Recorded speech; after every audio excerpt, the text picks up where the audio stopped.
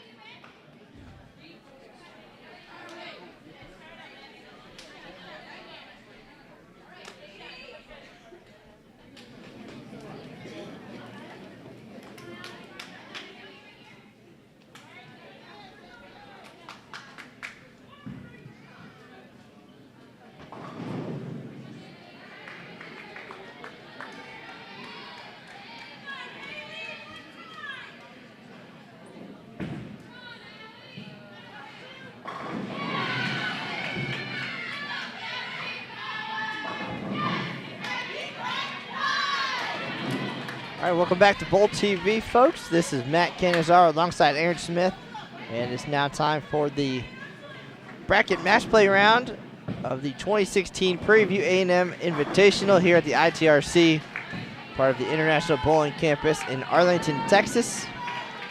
Right now we've got the 5 through 8 matches in our 3 brackets. We'll explain a little bit more about how the event worked here in a moment, but it's going to be Monmouth taking on University of Maryland Eastern Shore, and then North Carolina A&T against Sam Houston Bearcats.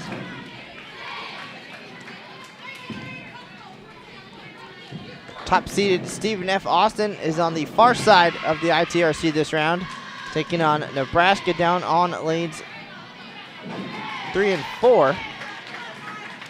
And our 2 and 3 seeds, Arkansas State University and Vanderbilt, battling it out on 5 and 6. The winners of those 2 matches will meet here on our featured pairs for the championship at the 2016 Prairie View A&M Invitational.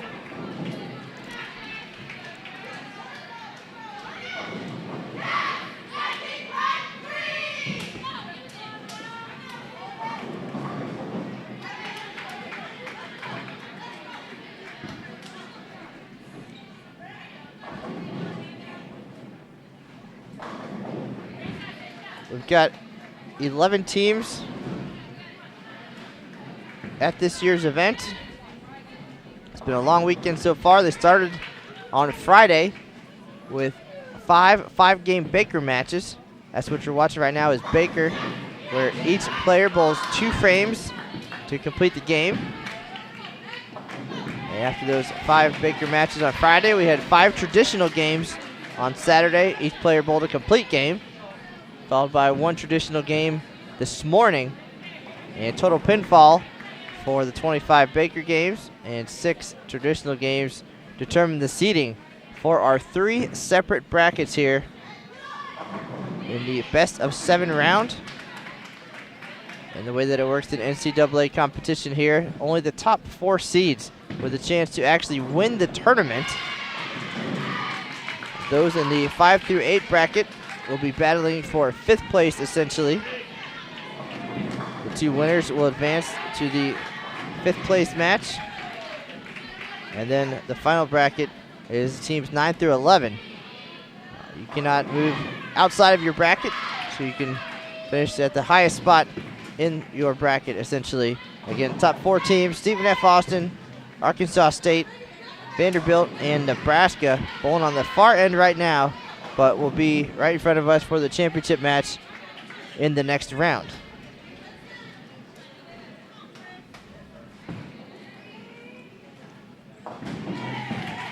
So the reason for so many matches and for everybody bowling in this elimination round essentially is for their NCAA season. Each win-loss goes to their overall record, which in turn helps their chances at qualifying for the NCAA championships coming up in April. So each of the 5 Baker matches and each traditional game counted towards their overall season tally.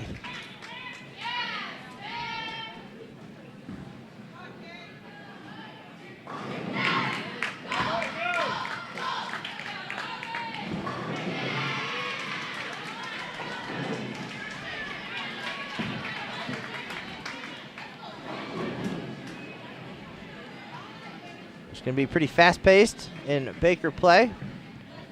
Certainly do our best to keep tabs on everything going on. Again, best of 7. This is game number 1 right now.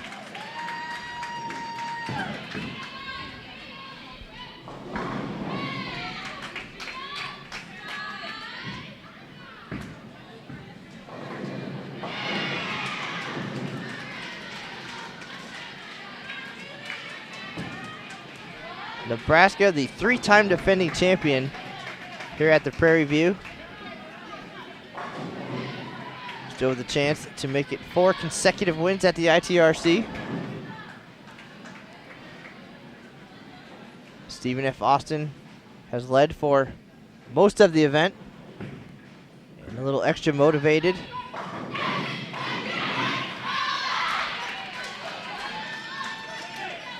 In taking on Nebraska, Nebraska defeated the Lady Jacks in last year's NCAA final.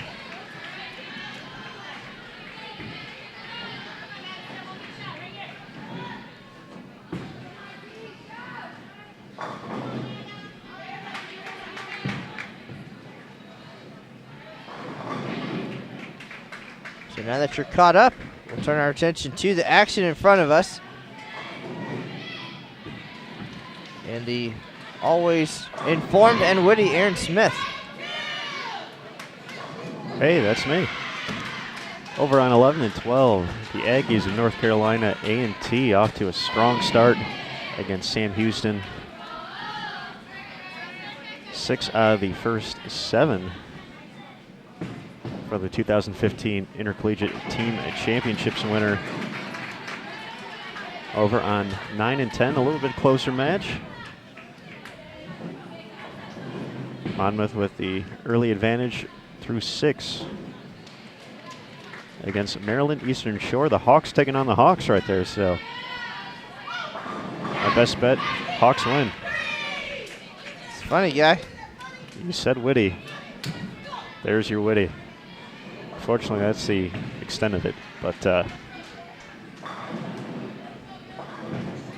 as Matt said, the best these teams can place at the end of the tournament is 5th overall. So Maryland Eastern Shore qualified 5th, so they're trying to maintain their position. Big strike in the 6th. Have a chance to take the lead with a double here in the 7th. Sam Houston was the 6th seed, North Carolina A&T the 7th seed, and Monmouth the 8th seed. With best of 7, we never know how long it might take, so kind of do our best to keep an eye on other things going on here.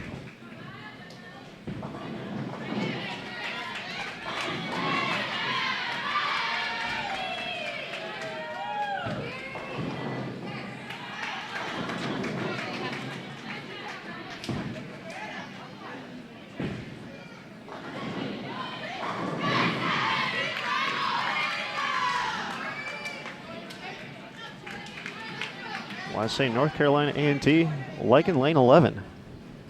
And that'll be a big discussion if any of these rounds go to a deciding the 7th game. The higher seed will have lane choice.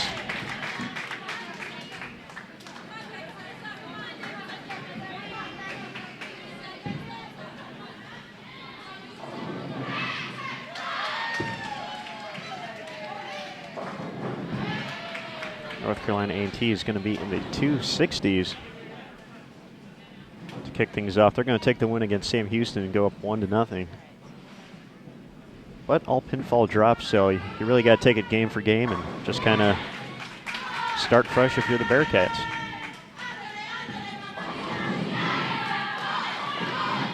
For the Aggies, can they keep their foot on the pedal?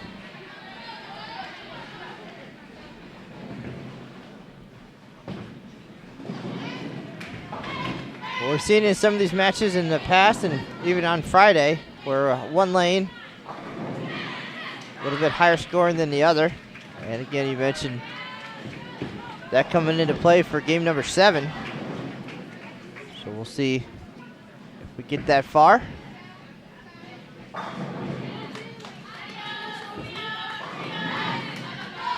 Maryland Eastern Shore looking for a big double here in the 9th to move ahead of Monmouth. Shot a little to the right off her hand. 2-4-5s for everybody.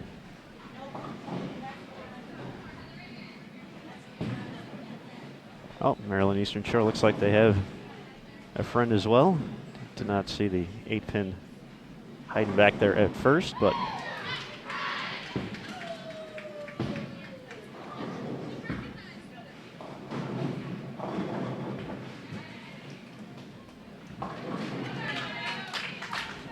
Monmouth converts the spare, so they'll have the opportunity to double and shut out here. Go up 1-0 on Maryland Eastern Shore. And a little bit less now. After UMES unable to convert, they can max out at 175. Monmouth just needs a mark now.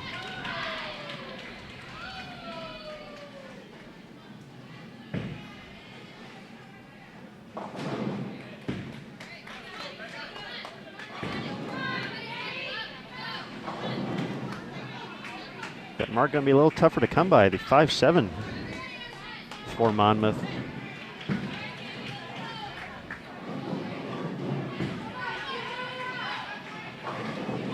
Maryland Eastern Shore delivers the first strike. They're going to have to get one more, though.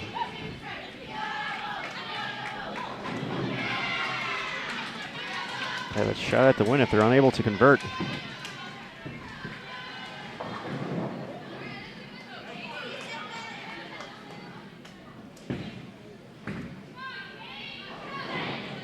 Great conversion from Monmouth. We'll just need count now to take the 1-0 advantage over Maryland Eastern Shore. And don't even need that now. Monmouth the 1-0 advantage.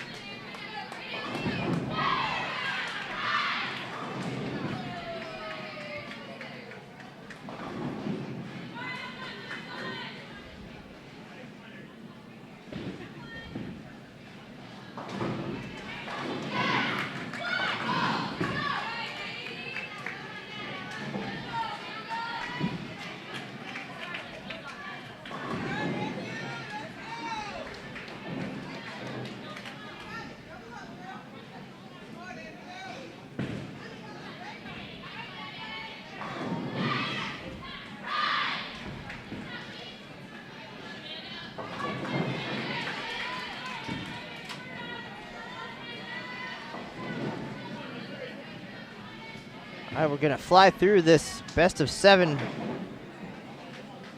bracket round for sure. Already in game number 2. North Carolina A&T starting with 267 and taking a 1-0 lead over Sam Houston, and already striking again in game 2, starting with a double. Both the Aggies and the Bearcats very familiar with this Baker competition, both claiming national titles in the last couple of years. Bearcats NCAA national champions in 2014. North Carolina A&T winning the intercollegiate team championships last year.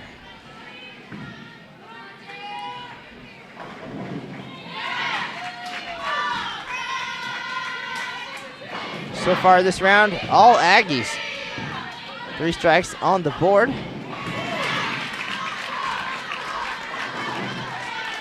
We have some updates in the field. Stephen F. Austin wins game 1 against Nebraska 198 to 167. Arkansas State defeats Vanderbilt 244 to 222. Getting those updates courtesy of Twitter. So hopefully those are right. Those are from some of the program's official handles. If you'd like to follow along with those matches, you can check out the live scoring here at the ITRC. You'll find a link to that in the information box below your video window.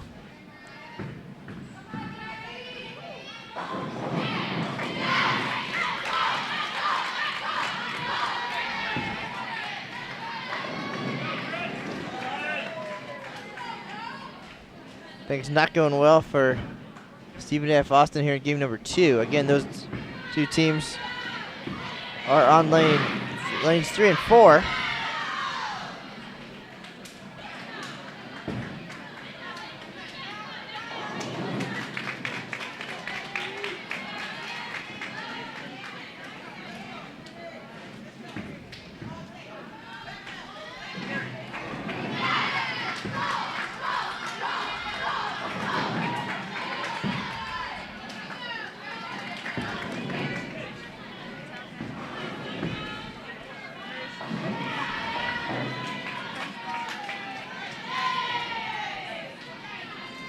So despite the double for Sam Houston,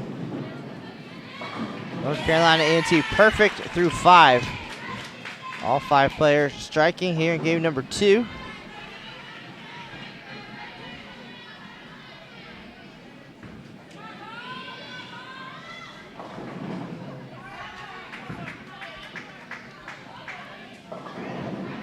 The string comes to an end with a 6-10 in the 6th frame. A sizable lead here at the halfway point.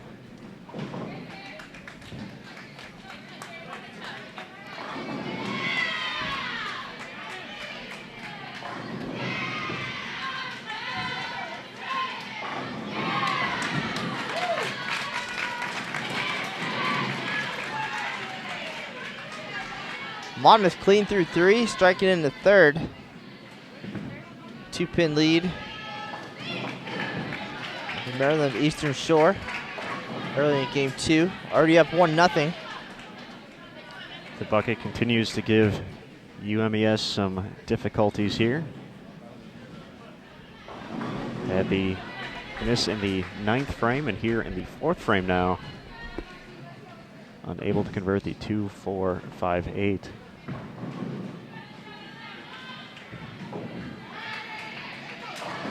Open from North Carolina A&T in the 6th. Sam Houston can convert the baby split. Would only be down 22.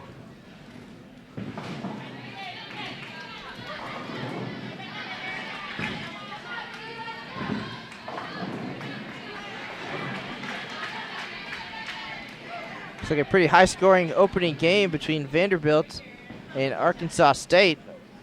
244-222. Arkansas State advantage.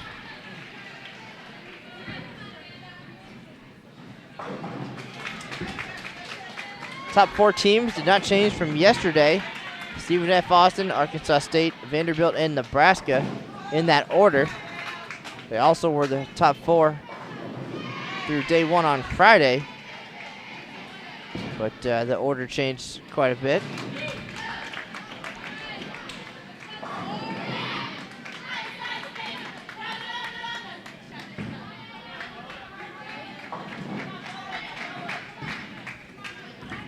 We also have some updates from the individual portion of the event for the 6 traditional games.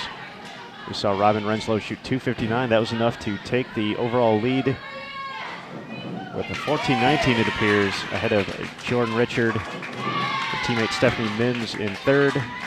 So there's your top 3 on the individual side. Big shot here for Sam Houston State. Makes it a double. Trying to avoid it going down 2-0.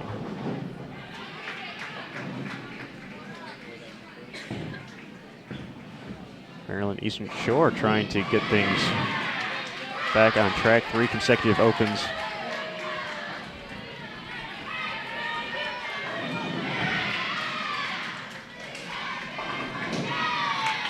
While Monmouth has a double in the 5th and 6th.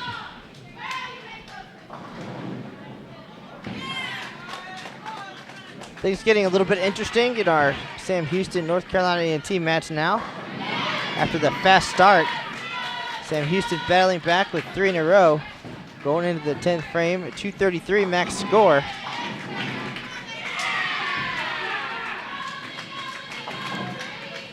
.233, that sounds familiar. Same thing North Carolina A&T can strike out to get. There you have it. This match all knotted up now.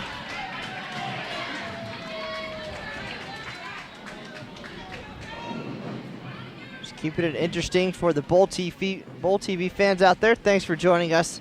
This is Matt Canizaro and Aaron Smith. We're live at the ITRC in Arlington, Texas.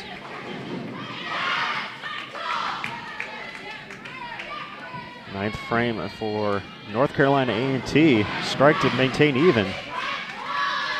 It's going to come down to the anchors on 11 and 12. Heather Panatzer, a member of Junior Team USA in 2016, stepping up first on 11.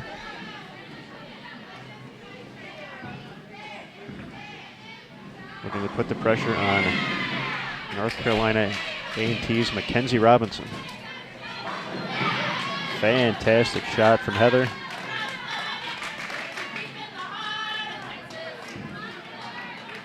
Can Robinson match? Likes it. Kicks the 10 out.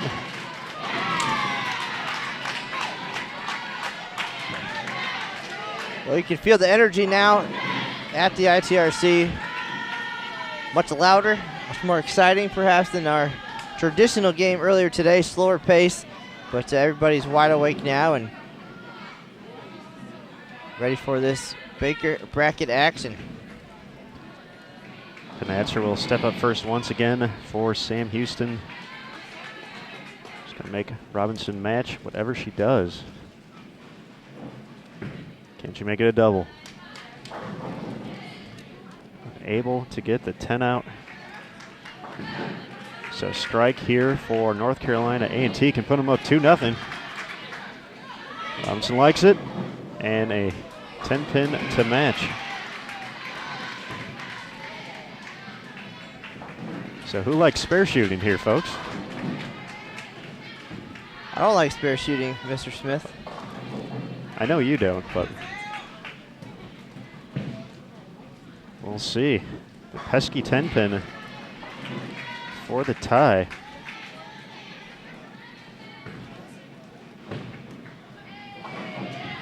Sam Houston misses. They'll finish at 221. All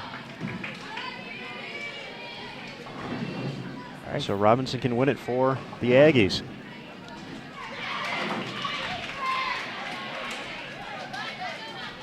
And there you go. North Carolina A&T up 2-0 over Sam Houston. And teaching lessons at the same time, folks. Make your spares.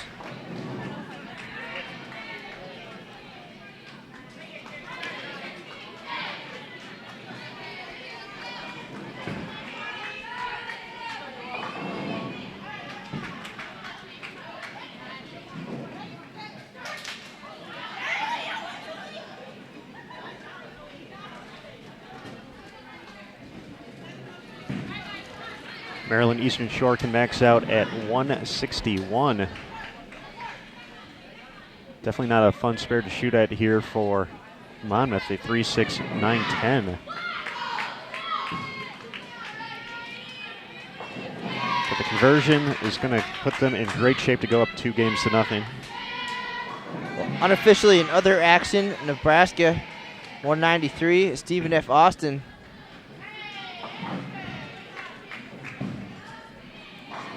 181, so that match one apiece. And then Vanderbilt 226, Arkansas State 212. That match one apiece.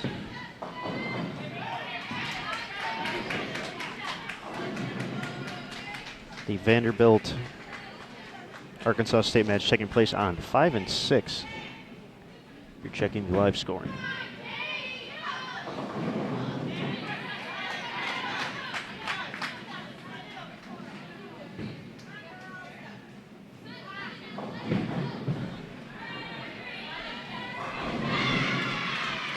Unfortunately, with the Baker format and teams switching lanes each game, a little challenging to put the names in each time.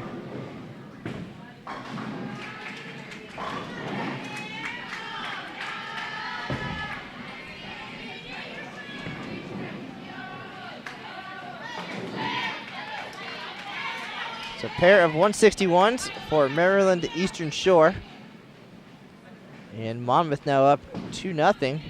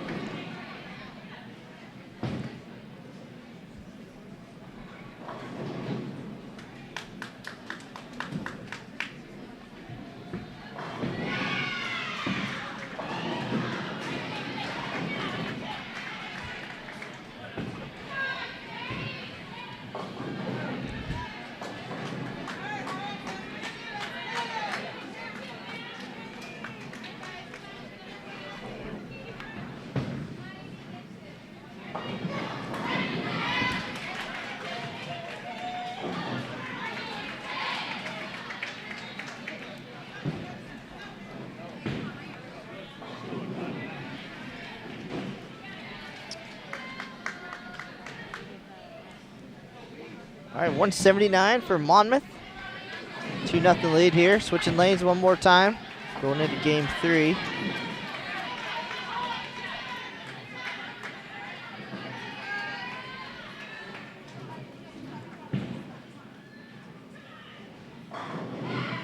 This mid-game intermission brought to you by Mountain Dew.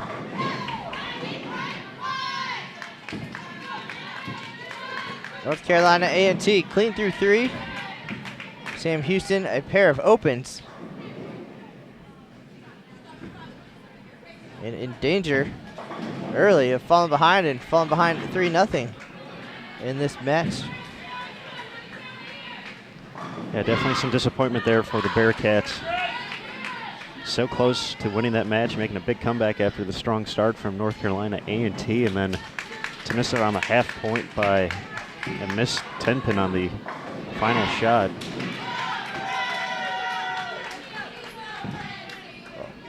Certainly a disappointing lesson, but better now than 2 months from now, as they get into the NCAA championships in April in New Jersey. Crunch time.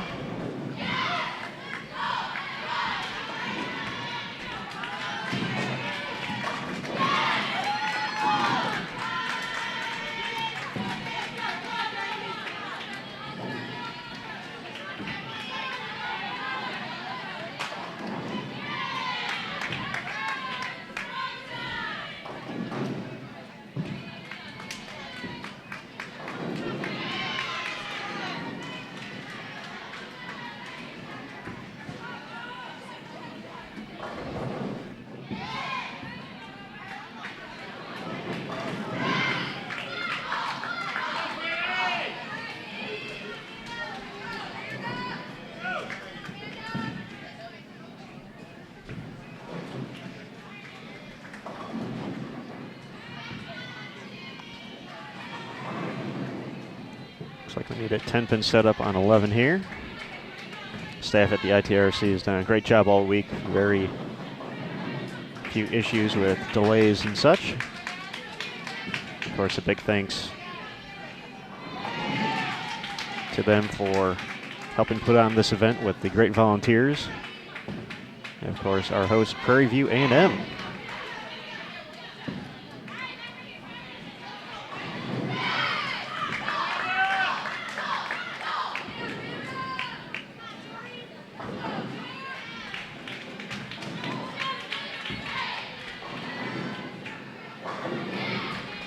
First strike of Game 3 for Sam Houston State. Find themselves down a 21 in the early going. Early double for Maryland Eastern Shore. They're looking at back-to-back spares. Monmouth unable to convert the baby split. So they are down early, 20 pins to Maryland Eastern Shore.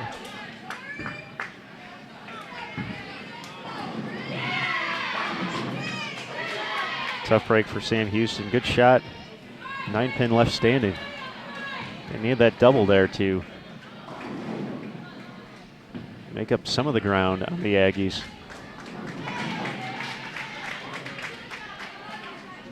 North Carolina A&T looking like the team that won the ITC here in the early going.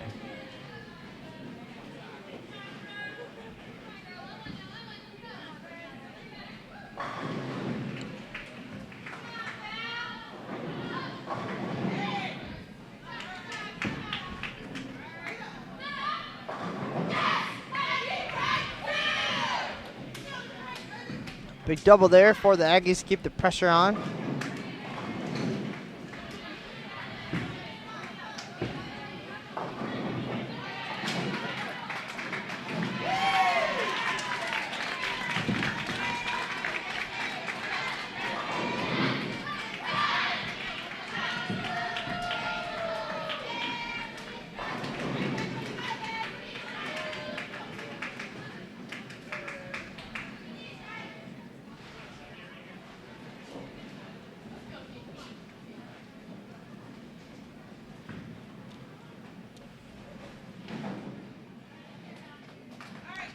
So back-to-back opens for Monmouth, puts Maryland Eastern Shore in the driver's seat.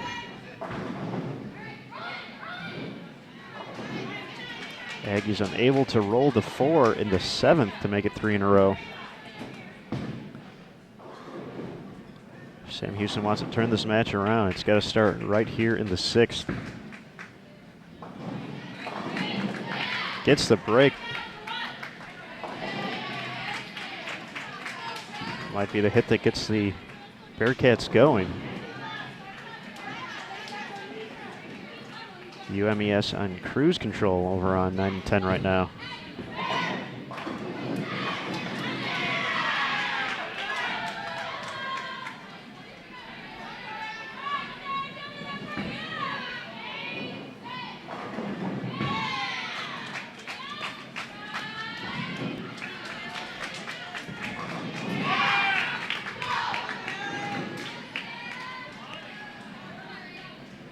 Down on the far end, Nebraska takes a 2-1 lead over Stephen F. Austin. 247 and 188 there in Game 3. So after that opening loss, Nebraska battling back now. Still trying to make it 4 wins in a row here at the Prairie View.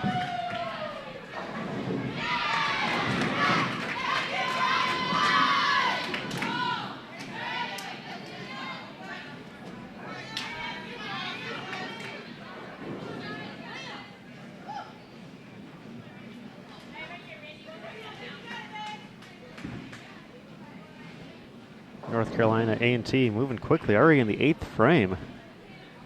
So for Sam Houston, they definitely know what they need to start doing here.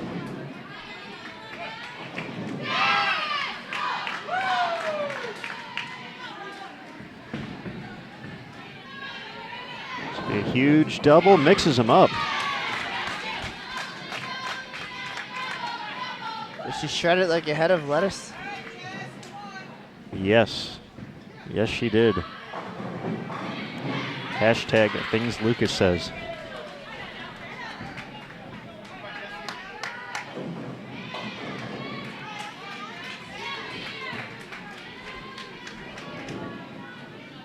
After a pair of early opens, Monmouth has delivered 3 strikes in a row. That's just how quickly these Baker matches can turn around. Looking to make it 4 and runs a little bit high, leaves the 3-6-10. Oh, goodness. Tough 8-pin for Sam Houston. That would have got him within 10. Working on a double.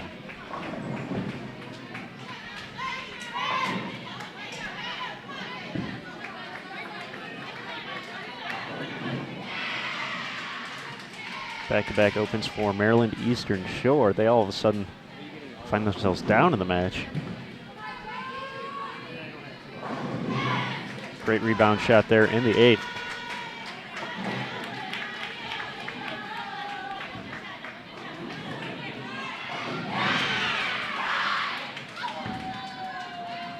In other news, Mr. Smith down on 5 and 6.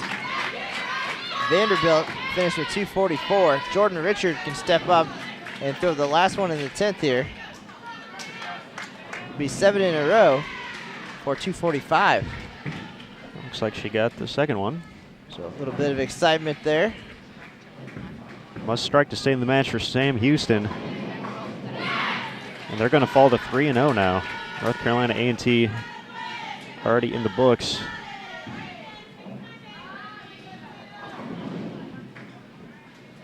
One at 97. That'll be enough, so North Carolina A&T will find themselves 1 win away from the sweep.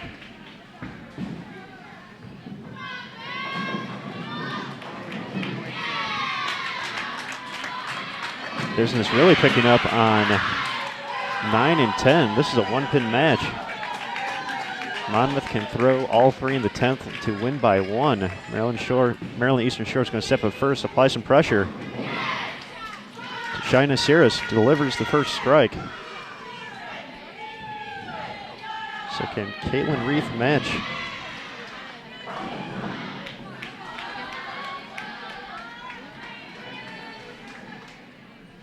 If you're wondering, Mr. Smith, Arkansas State won that game 245-244. How about that? Clutch performance by Jordan Richard.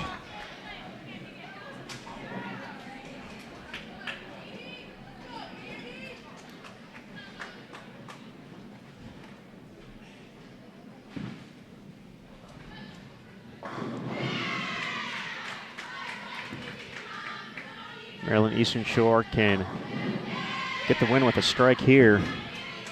That shot right. Gets back, all 10.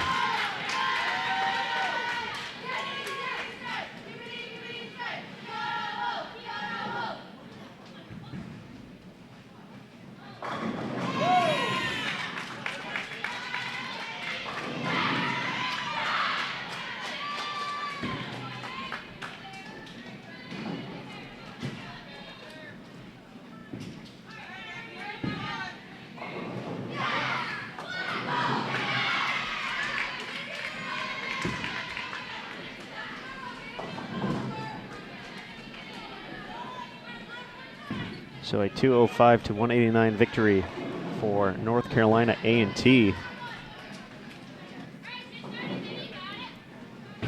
to fall 3-0.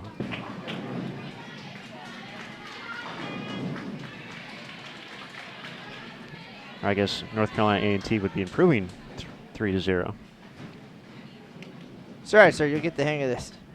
This whole live streaming thing, so crazy, so much going on.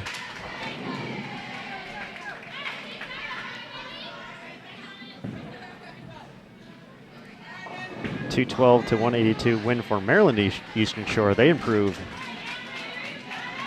to 1-2 now. Monmouth still holds the advantage.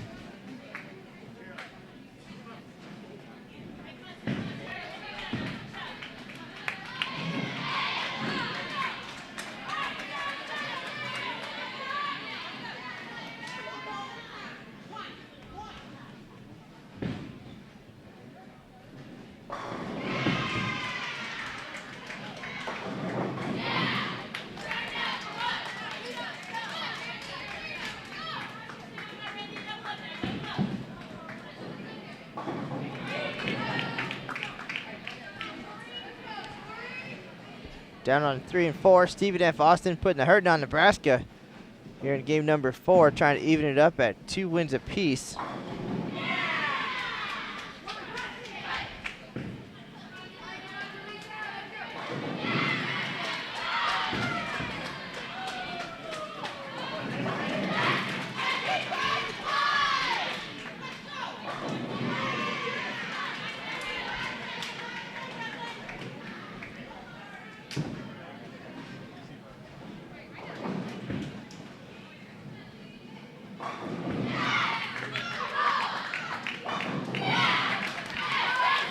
Sam Houston down 3 games to nothing. Not going to go down without a fight here. Early double in game 4. Once again, big thanks to everyone for joining us here at the 2016 Prairie View Invitational at the International Training and Research Center in Arlington, Texas. This is Aaron Smith alongside Matt Cannizzaro. We've brought you wire-to-wire coverage so far of the 2016 event. We're going to have one more round after this, which will feature the championship match as well as the 3rd, 4th place match right here behind lanes 9 through 12 at the ITRC.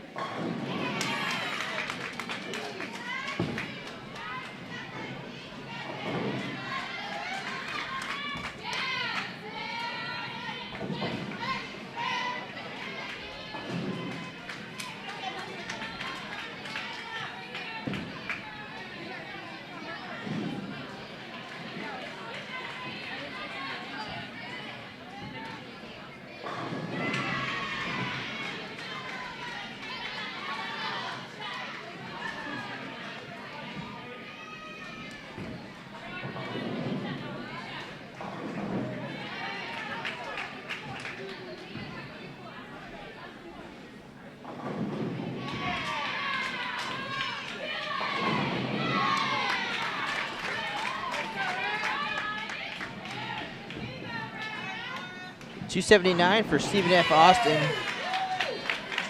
Nebraska cannot win, so that's going to be 2-2 down on lanes 3 and 4. Again, only the top 4 teams from the qualifying portion of this event with a chance to actually win the title. That was Stephen F. Austin, Arkansas State, Vanderbilt, and Nebraska.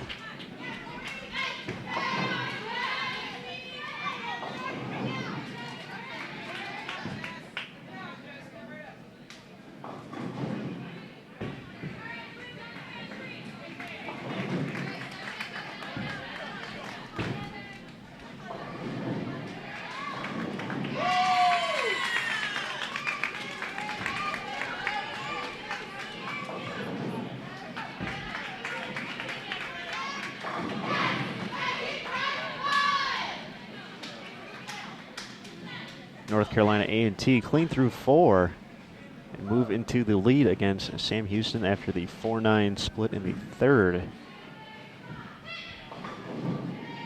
Looking to complete the sweep.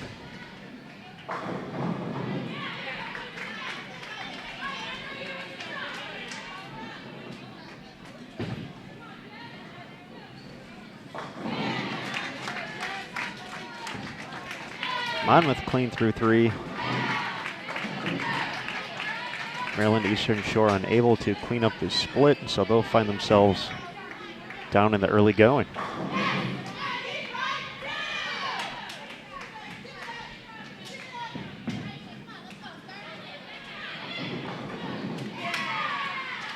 North Carolina A&T pulling away here at the halfway point. Looking to end this one early, go get some lunch before the next round maybe. Could be a sweep, 4-0. Once again, best of 7 matches. So we'll go to at least 5 here on 9 and 10, but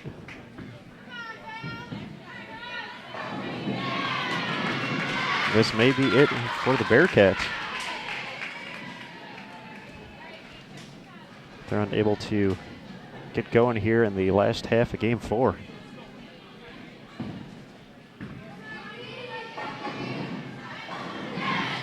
Nice rebound shot from Maryland Eastern Shore to set up the 5th. Find themselves down at 20.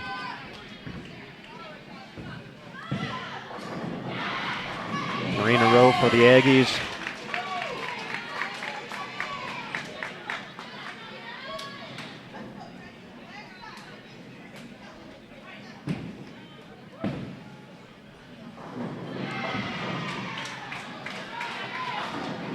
And that is trouble. 4, 6, 7 on lane 11 for Sam Houston. Nice double from Monmouth. Will maintain that 20-pin advantage against Maryland Eastern Shore.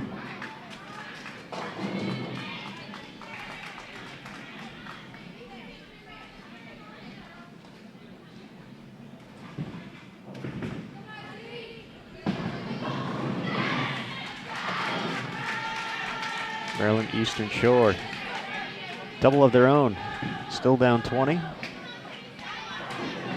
Looking to even up their match.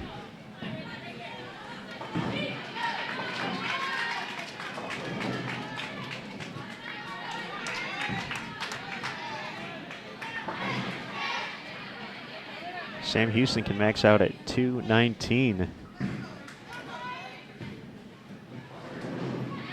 North Carolina A&T on a 218 pace right now.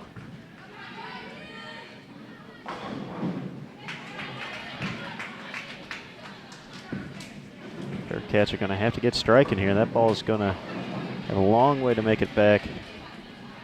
Leaves the 3-5-6.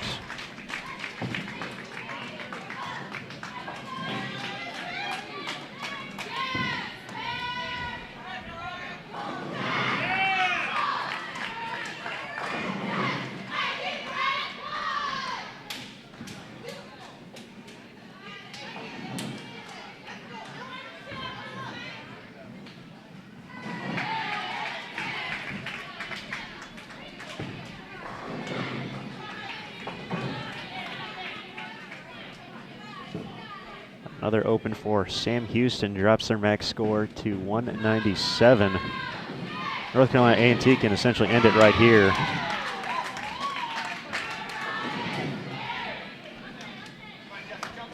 Spare and a strike will be 198, so Sam Houston's run to a 5th place finish looks like it's going to be all done here.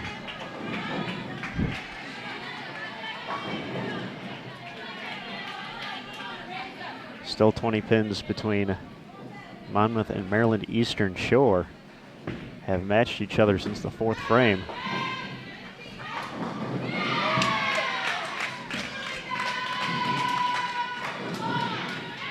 The best Maryland Eastern Shore can do right here is stay down 20.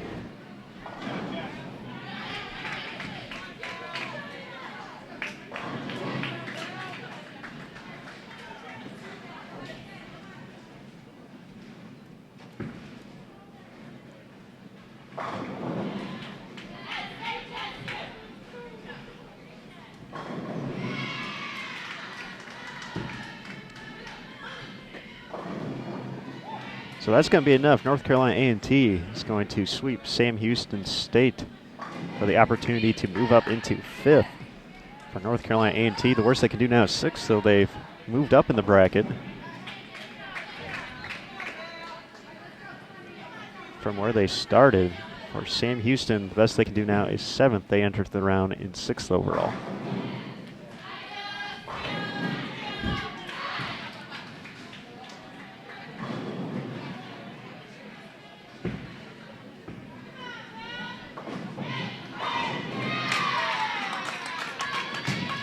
Monmouth looking to make it 3-1 with 3 in a row to set the 10th. The open for Maryland Eastern Shore drops their max score to 197. Maryland Eastern Shore just needs a few pins here to take care of business, or Monmouth, I should say.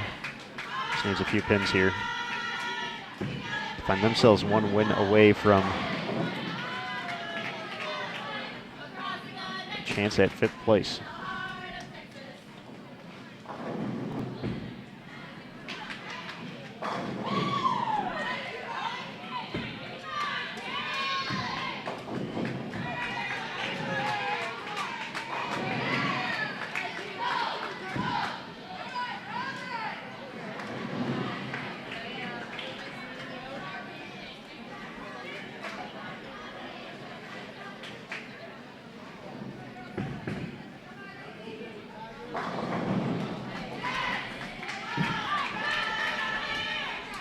So 217 to 197. North Carolina A&T sweeps Sam Houston State with an impressive performance here in Baker competition, averaged more than 227 for their 4 games.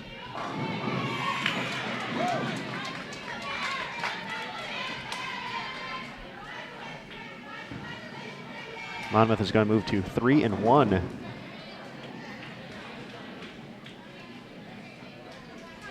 Against Maryland Eastern Shore, finishing with 213.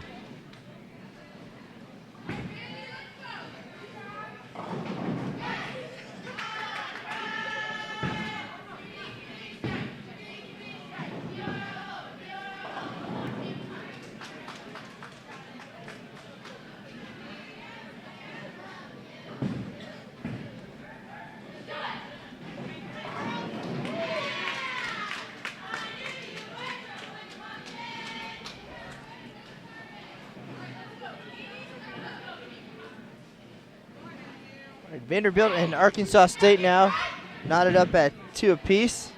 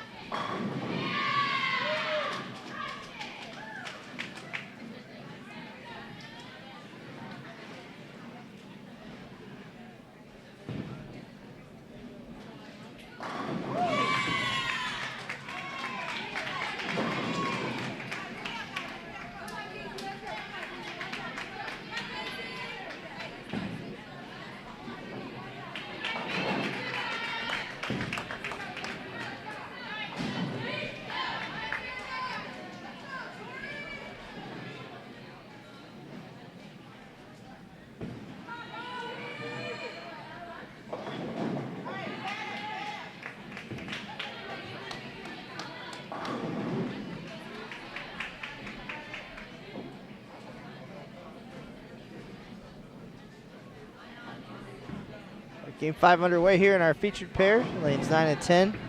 Monmouth trying to put away Maryland Eastern Shore here, up 3-1.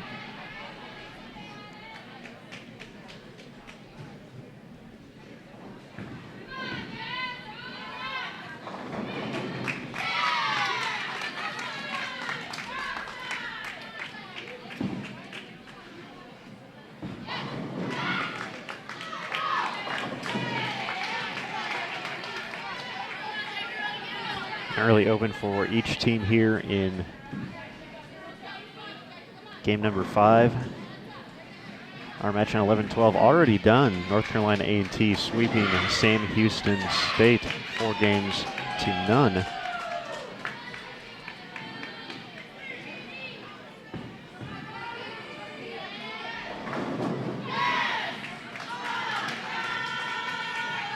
Maryland Eastern Shore with the early 2-pin advantage through 3.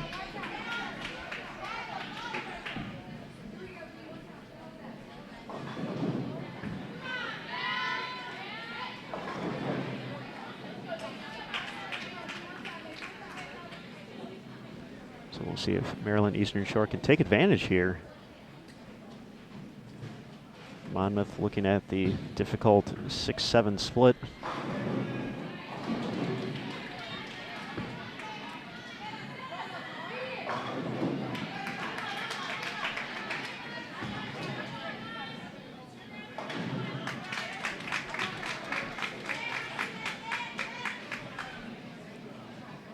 Nebraska up 3-2 over Stephen F. Austin. Big win in game 5, 243-168. Again, they're down on lanes 3 and 4 if you want to follow along on the live scoring. Vanderbilt and Arkansas State 2-2, and they're on lanes 5 and 6.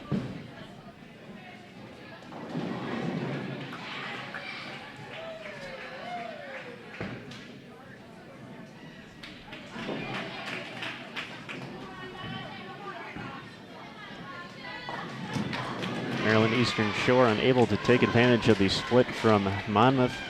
This is the single pin of their own, but maintain a 2-pin lead.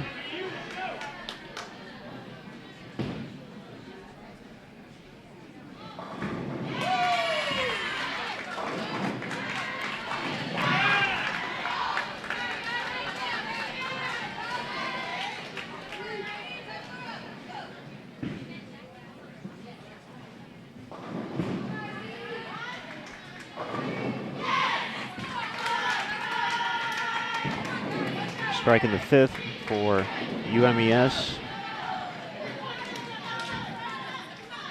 This could be a big double and a turning point for the Hawks of Maryland Eastern Shore. Just had too many mistakes so far. Monmouth has been able to just fill frames here for the most part, on their way to 3 wins.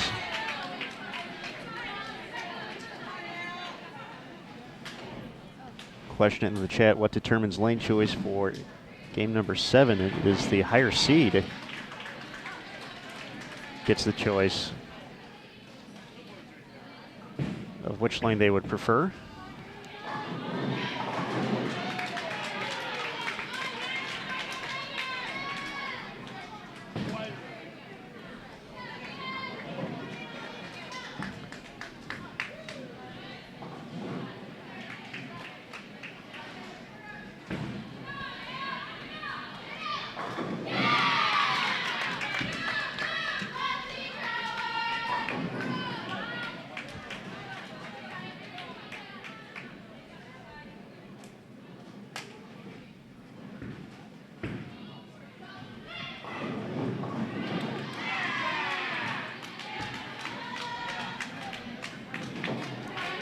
And another single pin missed from Maryland Eastern Shore. Just cannot get things going.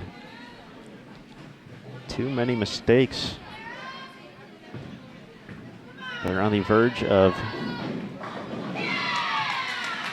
bowling for 7th place.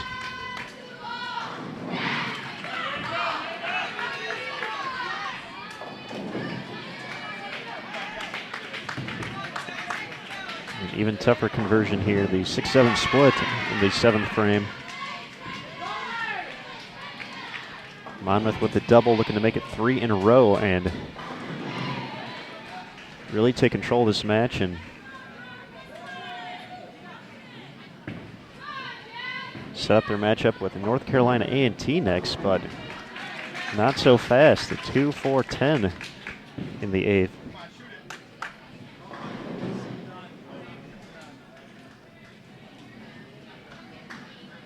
May give some new life to the Hawks of Maryland Eastern Shore.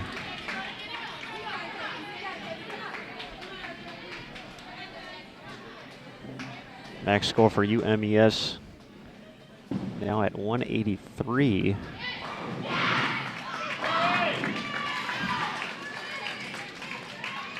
With 2 pins here, the max score for Monmouth would be 189.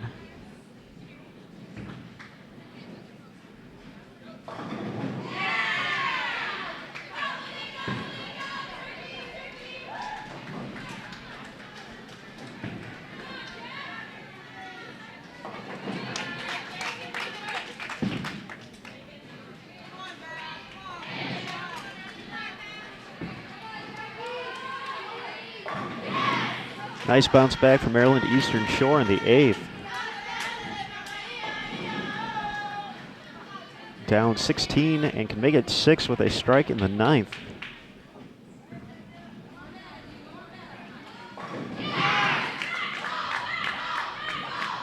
This match easily could have been theirs with a few single pin conversions.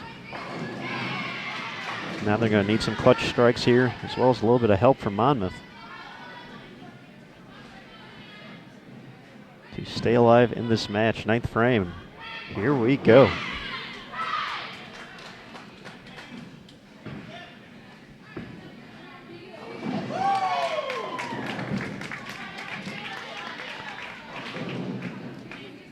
That shot goes through the nose, 6-10.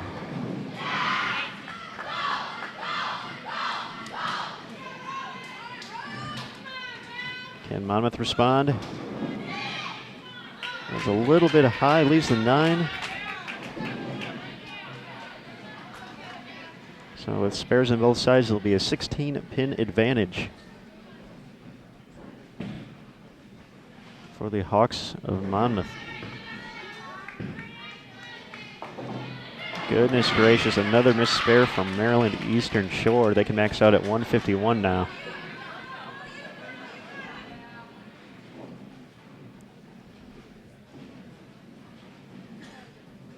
They've missed 4 makeable spares this game. That's just unacceptable at this level. And it's very close to sending them to the 7th, 8th place match.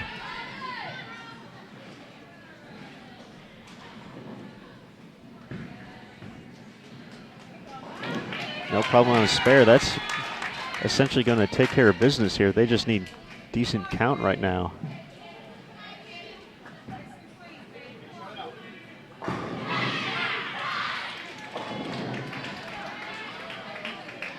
Don't even need that now. Just stay behind the foul line, and Monmouth is going to advance to take on North Carolina A&T for 5th place here at the 2016 Prairie View Invitational at the International Training and Research Center.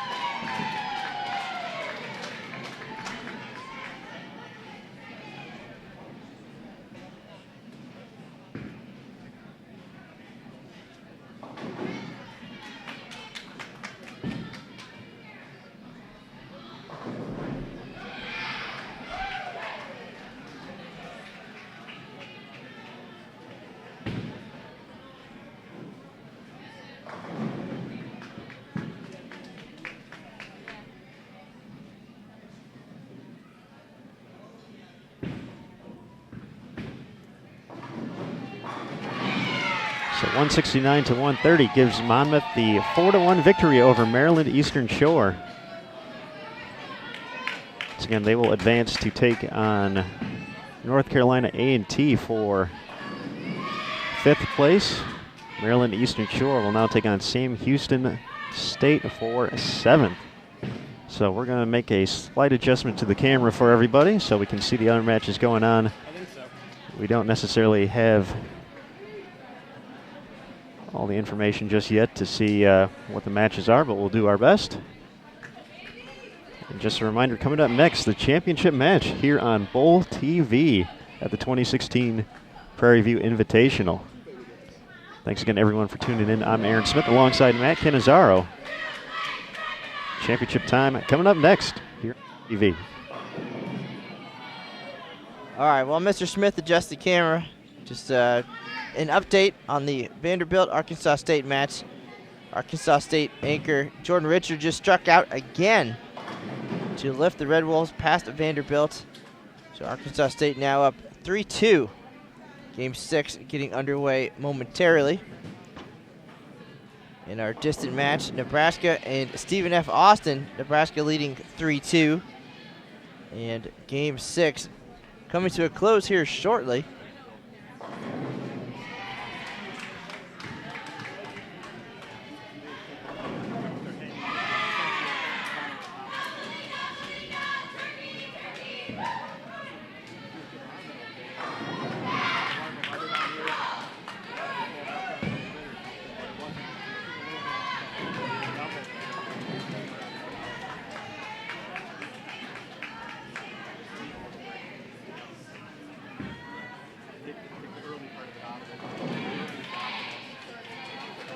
Looks like a close match between Nebraska and Stephen F. Austin from here.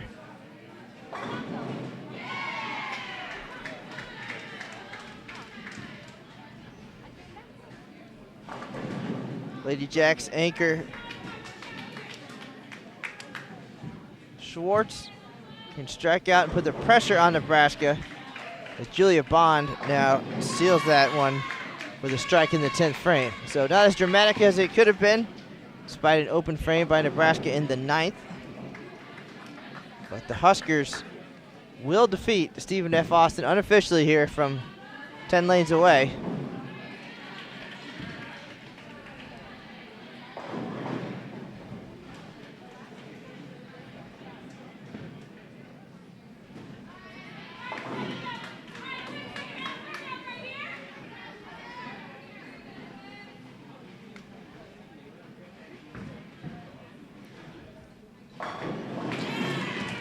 Again, unofficial at this point, but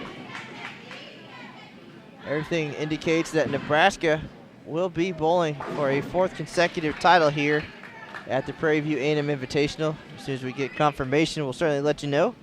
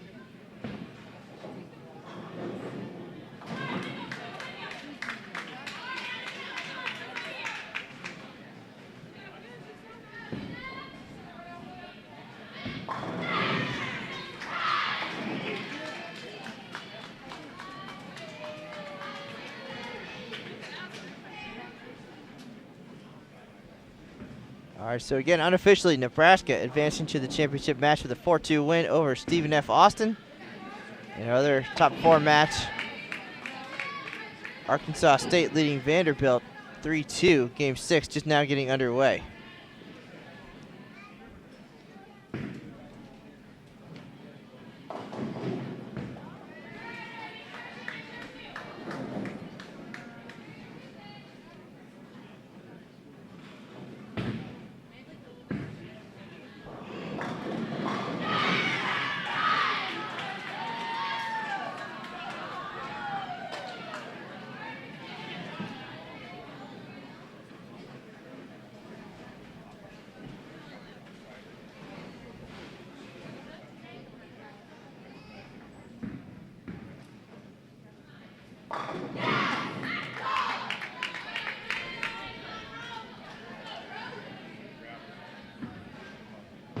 Have an earlier open in game 6 from Vanderbilt in the 2nd frame. They've gone strike, open, spare, strike. The Red Wolves of Arkansas State have gone spare, spare, 3-bagger. Looking to join Nebraska in the championship match. Match closer to us, Tulane and Texas Southern.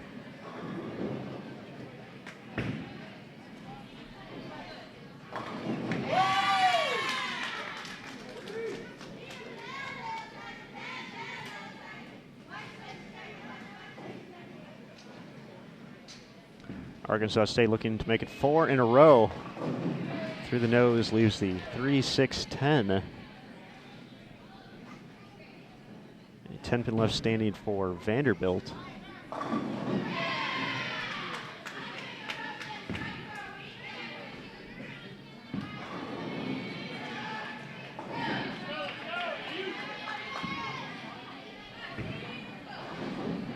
Once again, the matches on our feature pairs already done. North Carolina A&T sweeping Sam Houston State 4-0. Monmouth defeating Maryland Eastern Shore 4-1. So we got some bonus coverage here. To the left of our feature pairs, we've been set up behind lanes 9 through 12 all week. We're looking at 5 through 8 right now.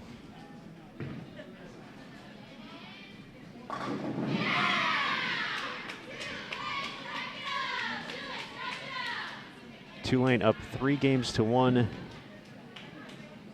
against Texas Southern.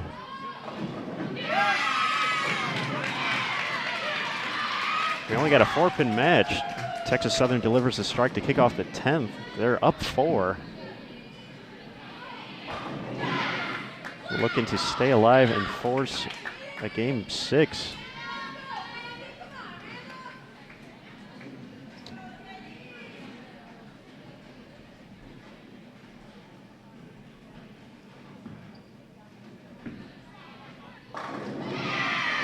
Tulane responds, so definitely not out of this. A strike would be huge here for Texas Southern.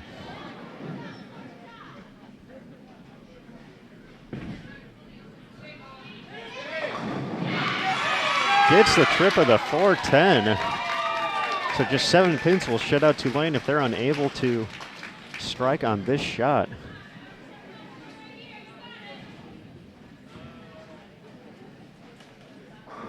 Arkansas State, after a spare in the 6th, have doubled in the 7th and the 8th. They're at 136 in the 6th. It's a double in the 6th and the 7th for Vanderbilt.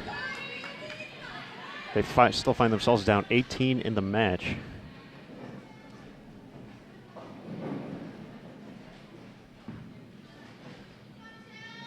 All right, Tulane with the double in the 10th, so they are going to need some help here from Texas Southern. 3 in a row for Arkansas State to set up the 10th. That'll be enough. Texas Southern will force game 6. Now down 2-3 with a nice 237. Must strike situation here for Vanderbilt, running out of frames. Gets the strike in the 8th. But Arkansas State can end it here in the 10th. Already up 18. Jordan Richards stepping up. She'll be making her way into the screen. Right there.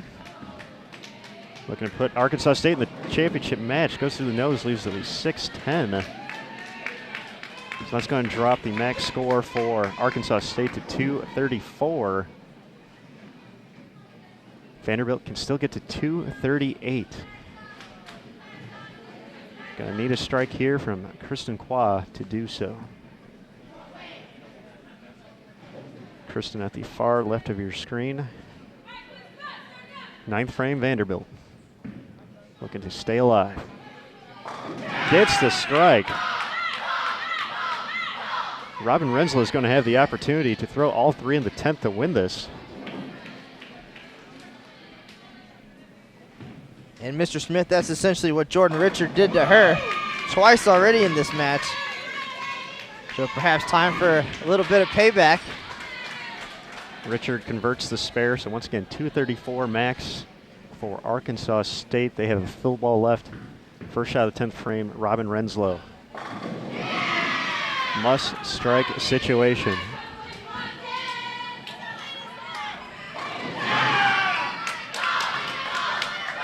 makes it look so easy, Matthew. Well, she's in that position for a reason, and she did kind of dominate this 38-foot lane condition this week, taking home individual honors by about 60 pins over the rest of the field. You know, you earn your spot there, especially for a powerhouse team like Vanderbilt. And now she's got to step up and deliver again. Jordan Richard officially makes it 234, so must strike situation Vanderbilt to stay alive and force a deciding game 7.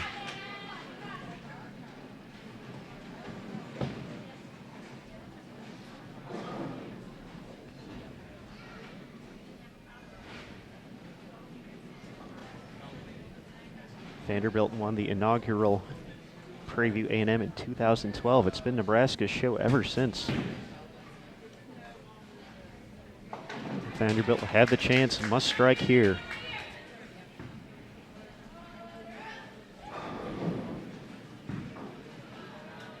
Renslow's second shot of the 10th goes through the nose. Arkansas State is going to win and face off against Nebraska in the title match.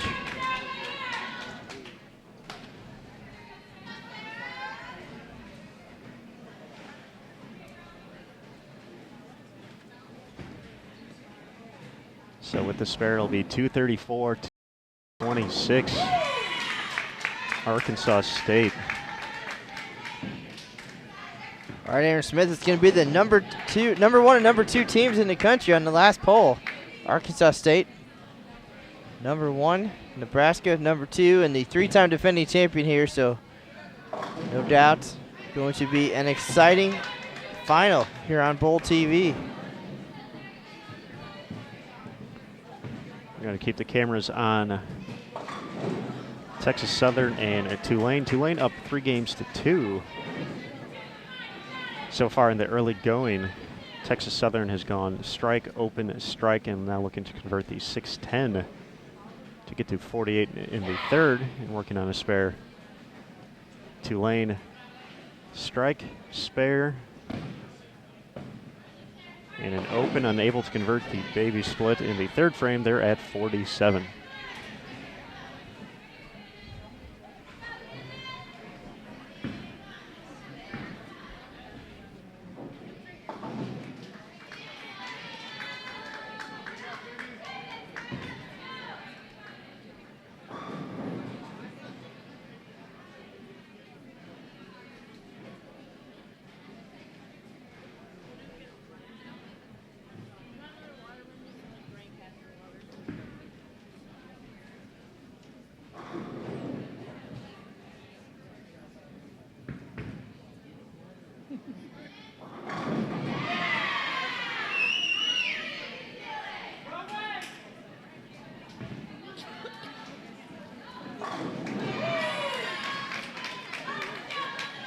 Texas Southern strikes in the 5th frame after the open in the 4th.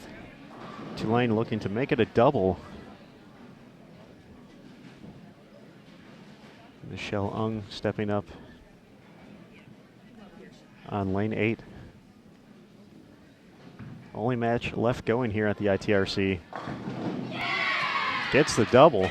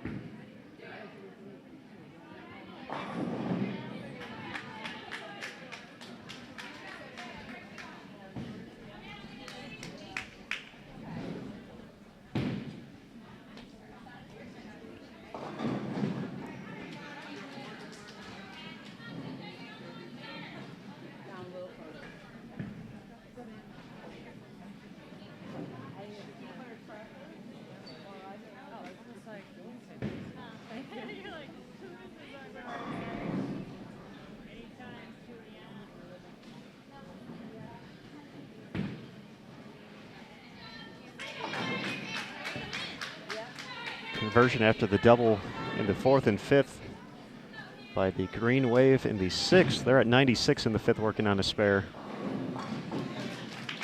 Tulane converts the 6-10 in the 7th. They're at 104 in the 6th, working on a spare in the 7th. So 12-pin advantage, Tulane.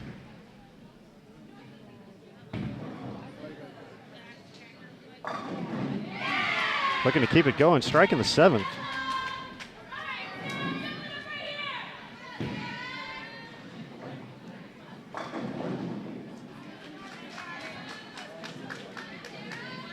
Texas Southern leaves the 10-pin in the 8th.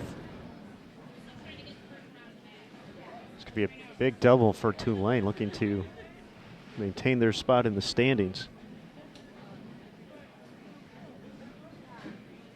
Just a reminder, coming up next here on Bowl TV, the championship match. Nebraska looking to make it 4 consecutive Prairie View A&M titles, taking on Arkansas State, the top 2 teams in the country. They'll be coming up on 9 and 10. Over on 11-12, we'll have the 3rd place, 4th place match. Vanderbilt and Stephen F. Austin. So as soon as this match gets going, we will turn the cameras back to our featured pairs, and it'll be time to go. Tulane 2 frames away from taking the win here.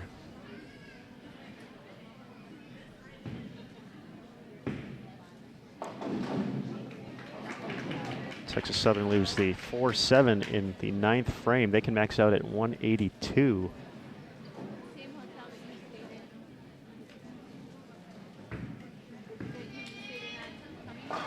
Great shot from Tulane in the 9th. They're working on 3 in a row to set the 10th.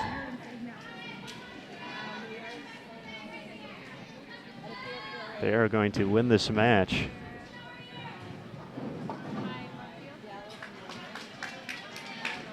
That's actually going to be enough right there with the open from Texas Southern. So Tulane's going to get the win 4 games to 2. Just a matter of final score.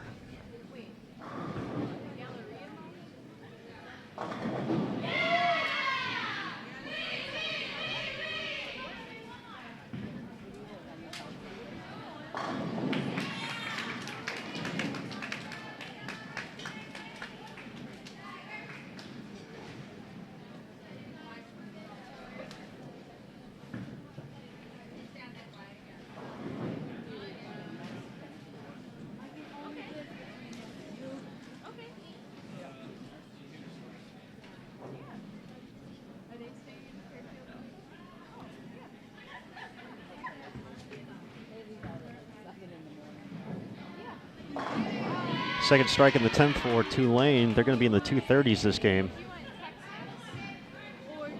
On their way to a 4-2 victory over Texas Southern. And just one final reminder, championship match coming up next here at the 2016 Prairie View Invitational. Nebraska taking on Arkansas State. Be sure to share on social media that you're following us here on Bowl TV. Of course, you can follow the Sport of Bowling on Facebook, facebook.com/USBC, or on Twitter @USBC. And of course, bowl.com will have the great recap written by Matt Cannizzaro, the one and only, later today. We're going to see it all unfold here live on Bowl TV. Thanks again for tuning in. Final shot, Tulane, as they record the 236-160 victory for the 4-2 win over Texas Southern. We're moving the cameras. Championship match coming up next.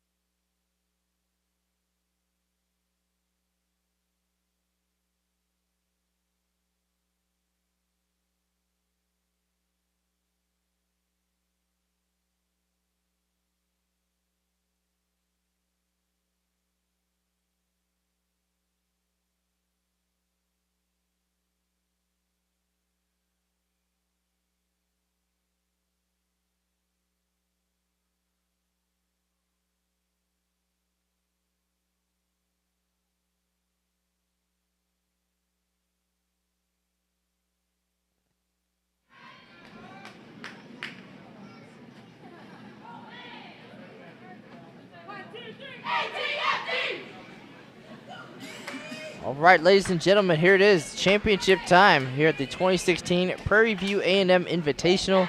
This is Matt Kinizar and Aaron Smith live at the ITRC here in Arlington, Texas. Arkansas State, the #1 team in the country, taking on #2 Nebraska for the title. Here in 2016, Nebraska, 3-time defending champion at the Prairie View A&M Invitational. Could we see our first new champion since Vanderbilt winning the inaugural event in 2012? We'll find out here shortly.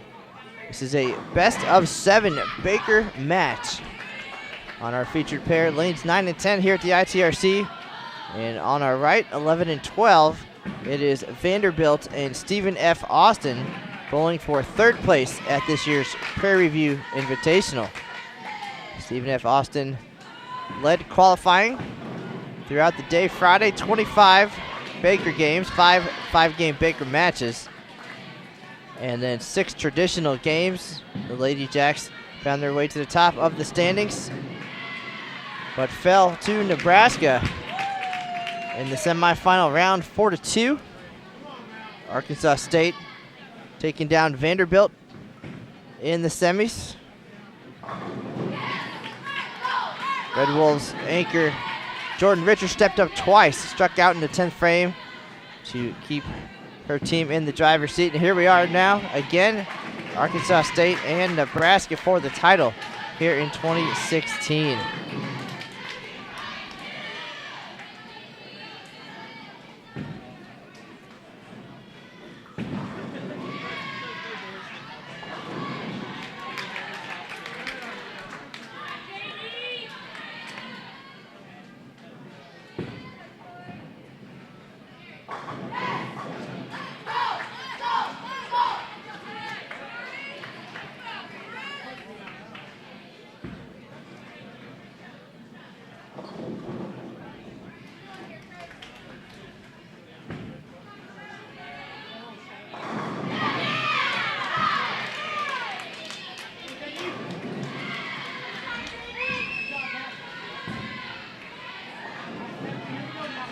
Nebraska also the defending NCAA champion, winning last year's event, defeating Stephen F. Austin in the finals. So Nebraska right now the team to beat.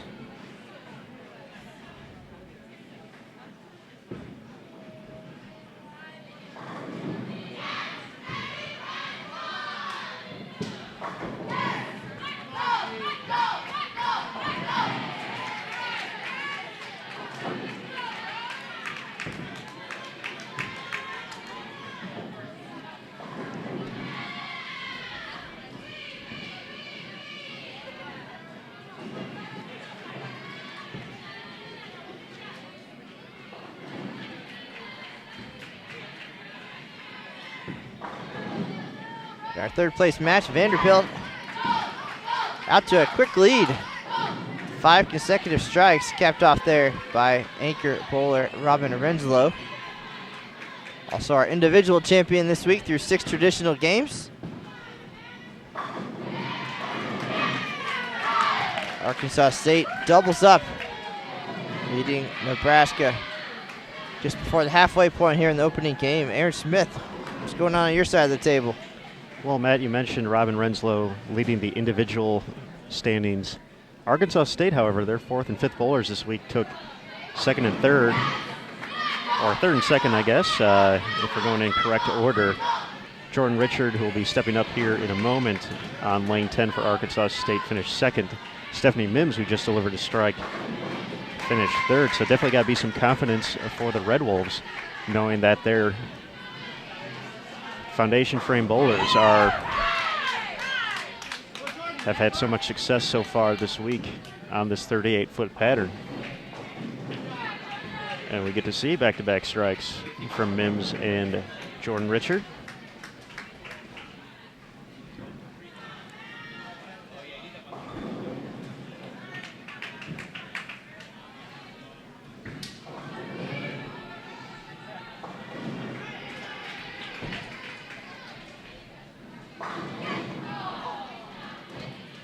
What a way to end 6 consecutive strikes. Great shot by Amanda Fry. It's a stare down a 9-pin. Can't throw it much better than that.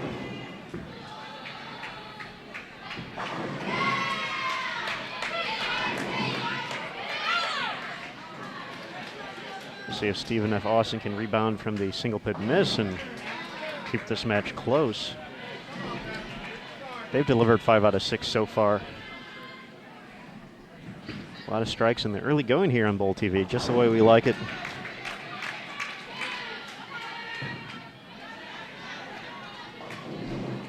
We're seeing 4 of the top programs in the country battle it out here for top spot. Once again, Nebraska and Arkansas State, our championship match. Vanderbilt and Stephen F. Austin bowling for 3rd place.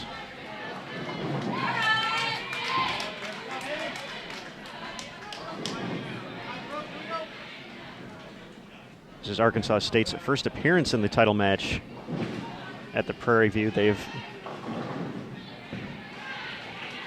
led qualifying before, I believe, but have never made it here to the championship match. So, and as we mentioned many times so far, Nebraska looking to make it 4 consecutive years in a row, claiming the title here at the ITRC. Last year's win came in a dramatic 4-3 win over Fairleigh Dickinson. Not so close final game there, but very interesting to say the least. And Nebraska building a dynasty here in Arlington, Texas. Well, with the kind of weather we have out here, a great place to do it. But we'll worry about that in 7 games or less.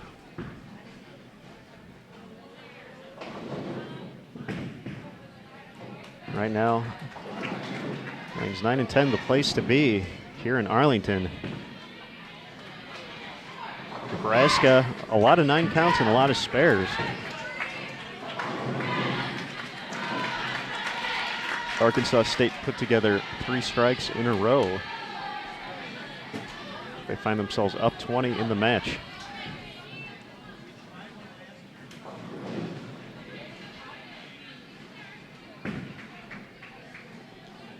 Nice conversion of the 3-6-7-10 by Vanderbilt to keep themselves clean here in game number 1.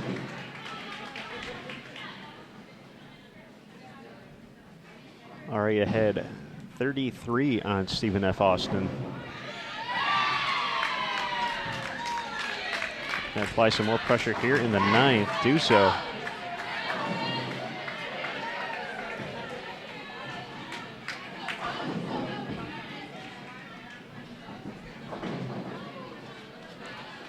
A little bit more room for the Commodores.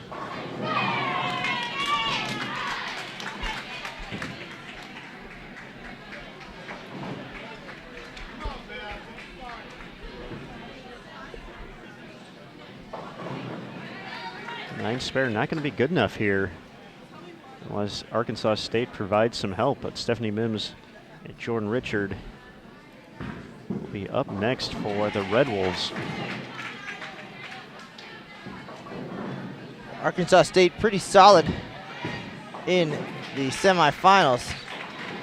Low game of 193, however, 244, 245, 222, and 234 in 4 wins to get past Vanderbilt.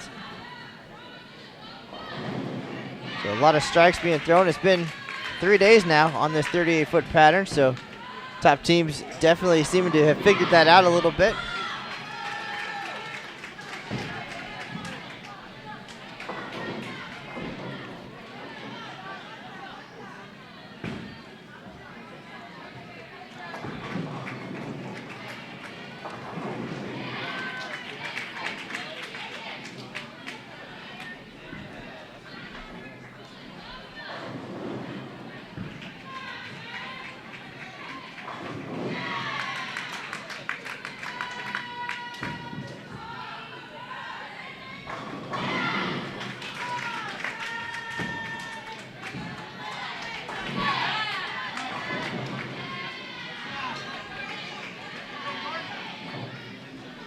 Our 231 final score for Vanderbilt. Go up 1-0 here over Stephen F. Austin. Stephanie Schwartz finish things up.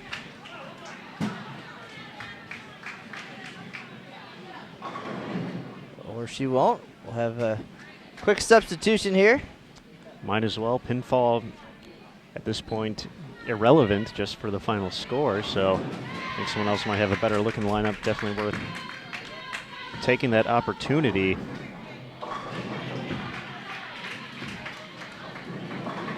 Back score for Nebraska, 2:04, so Arkansas State's going to go up 1-0, just a matter of final score.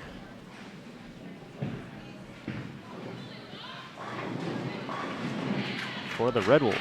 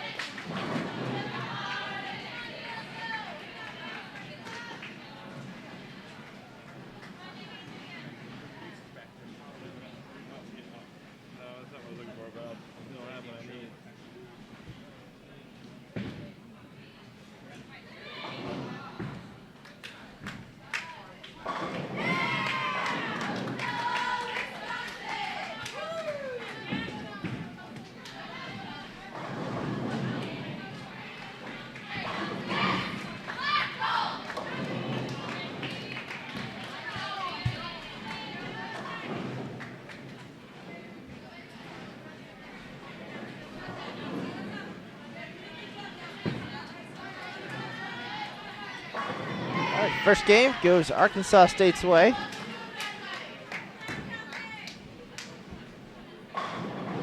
.215, it's 2:04.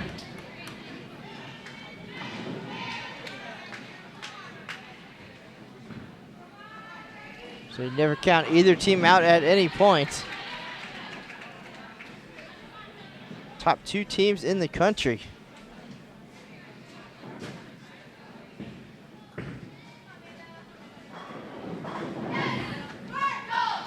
Nothing but strikes on 11 and 12 in our third place matchup. Vanderbilt with a 231-207 win in the opener. Neither team relenting early on here.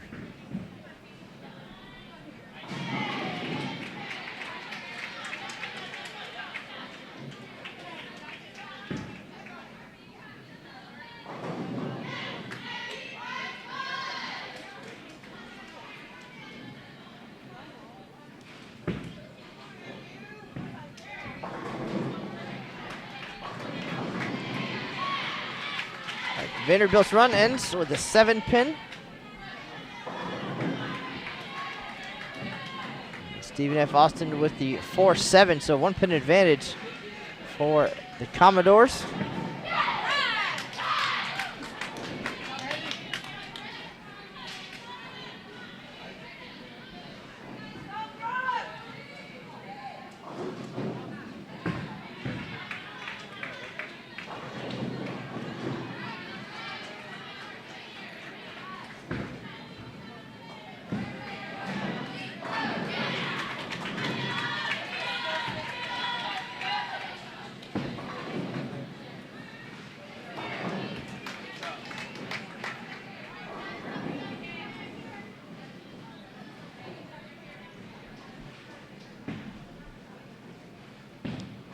There are other matches going on throughout the center right now. After qualifying, the field of 11 broken up into 3 brackets. The top 4 teams alive with the chance to win the Prairie View Invitational.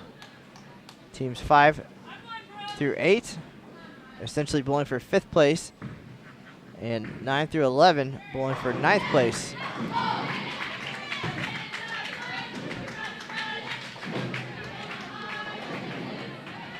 Each match of the week Very important for the overall season. Vanderbilt picking up 9 wins. Arkansas State 9 wins as well.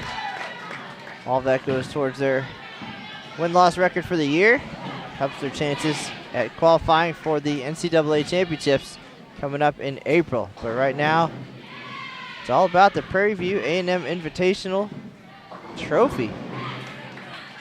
Does Nebraska have room for one more in the trophy case at home?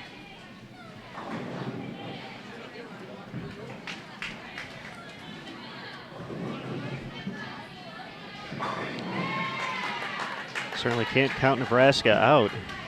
Hits didn't go their way in game 1, but need to have a short memory here in the Baker format, especially with no pinfall carrying over.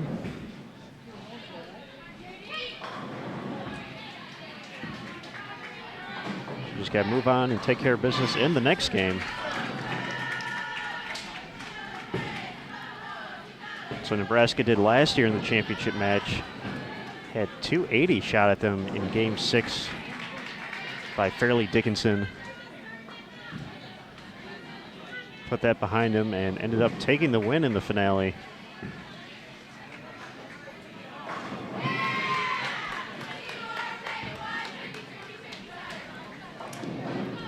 Five out of 6 so far for Stephen F. Austin in game number 2.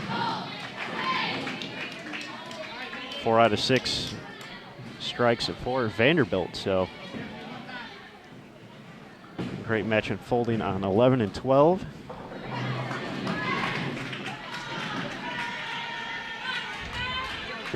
One pin difference so far through 3 on 9 and 10.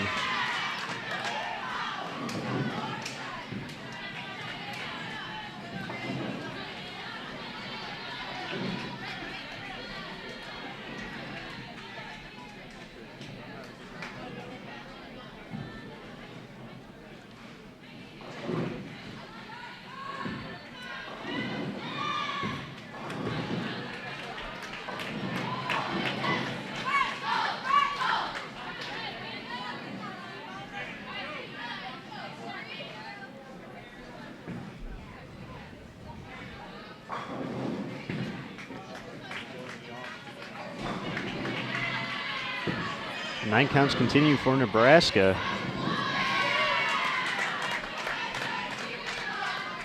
Stephen F. Austin and Vanderbilt doing all the strike in this game.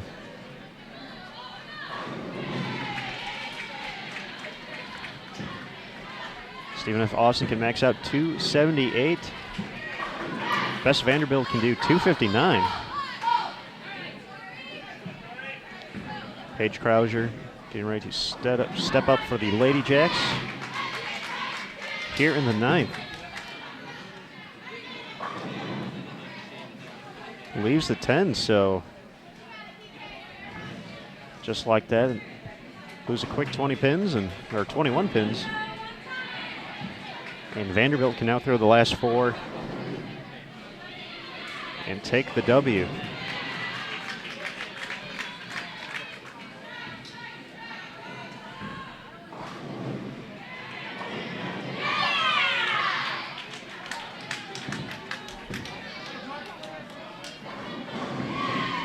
Vanderbilt, 9th frame.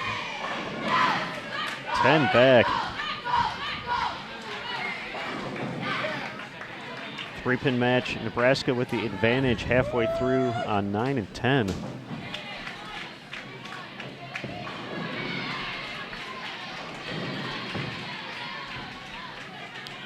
Stephen F. Austin converts the spare, so coming down to Stephanie Schwartz and Robin Renslow. Renslow will step up first. Can win the match with a double and 9 to shut out Stephen F. Austin. Gets the first one, they triple the 10.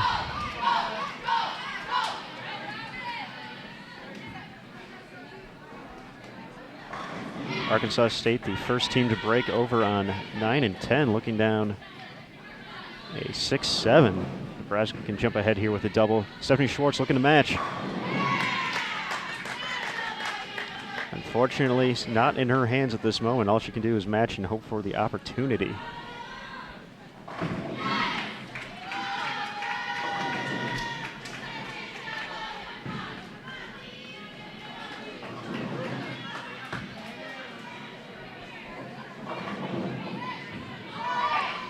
Late trip of the 10 for Renslow and the Commodores.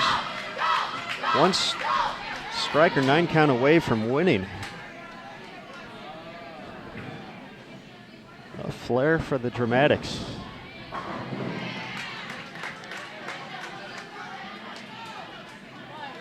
Stephen F. Austin still in the match, though. 9 pins for Vanderbilt to go up 2 games to nothing.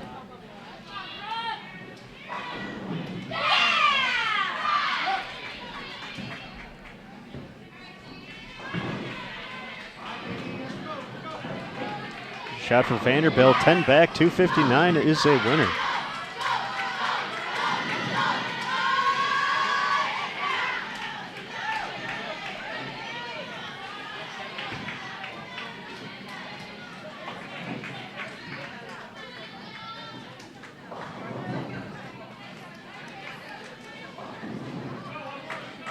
All right, in our championship match here,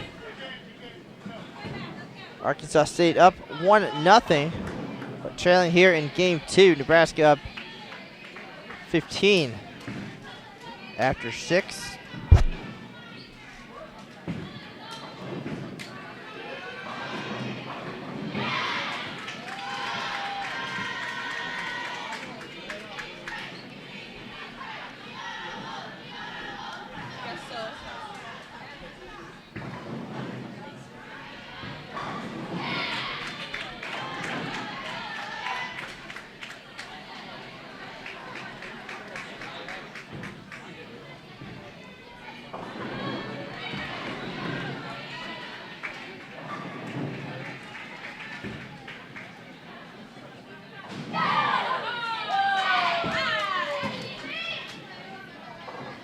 Nice spare shot there for JD.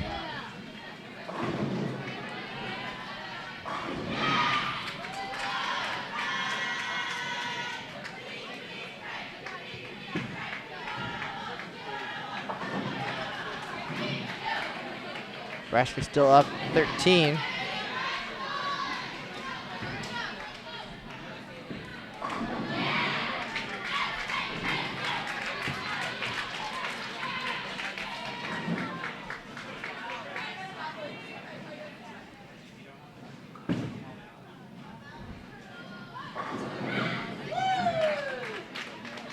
Third strike of the game from Nebraska in the 8th frame. They are definitely in position to knot this match up at 1 apiece.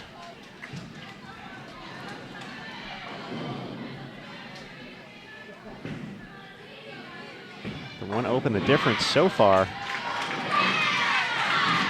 Red Wolves not ready to go away just yet. Can max out at 204 with the strike in the 9th. Nebraska on a 197 pace.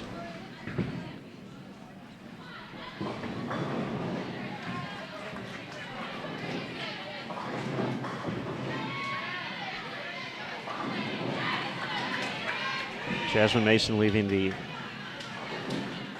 369. Definitely not a fun spare to shoot at here.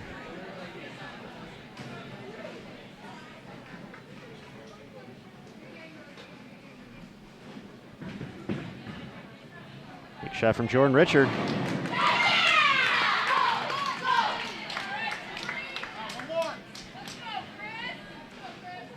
Got a nice little match here.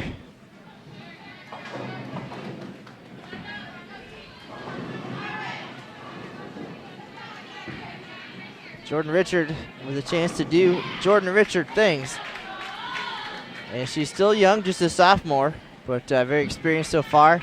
And reminds me quite a bit of Nebraska anchor Liz Culkin, who we saw get things done here last year.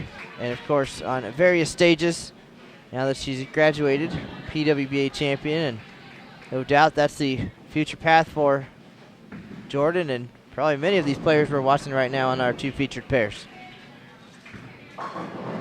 Julia Bond is going to step up first from Nebraska. Needs this one to keep Nebraska in the match, put some pressure on Jordan Richard.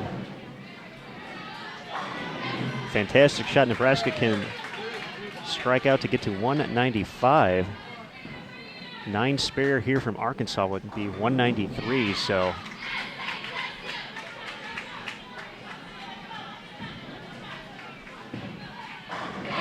Richard delivers, though. That's going to get Arkansas State to a 2-0 victory. They just need count now.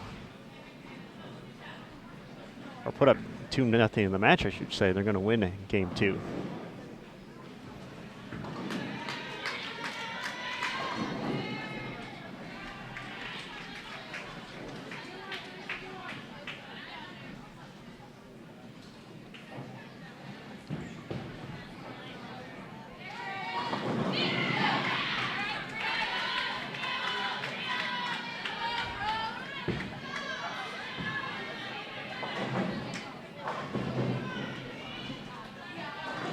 That officially will give Arkansas State the 2-0 advantage.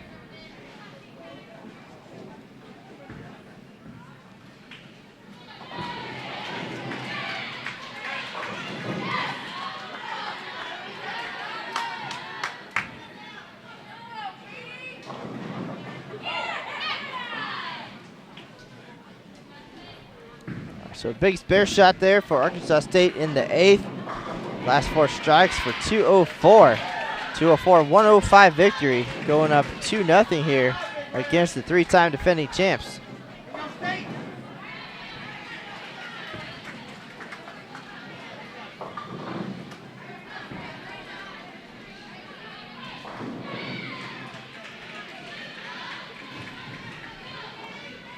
You mentioned Arkansas State finding success here in the past, but never the opportunity to bowl for the title at the Prairie View A&M Invitational. So far, taking advantage of that chance.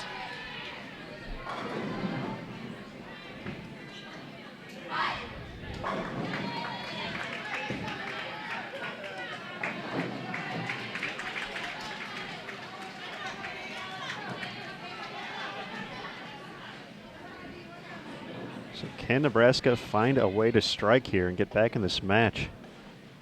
Don't think they've had a double through the first 2. Well,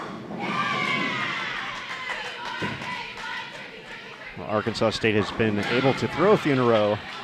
They've only had 1 open so far, and that's been the difference.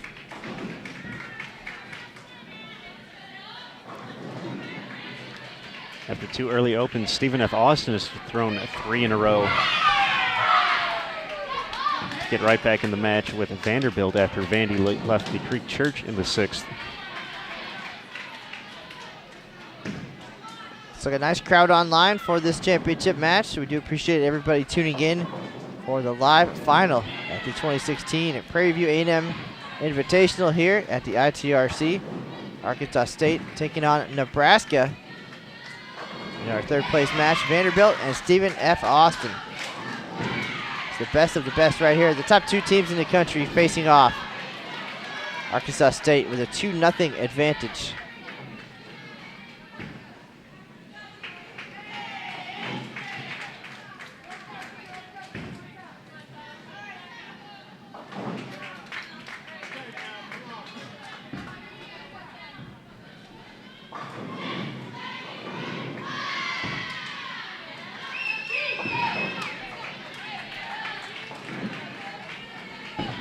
Stephen F. Austin looking for their 5th consecutive strike.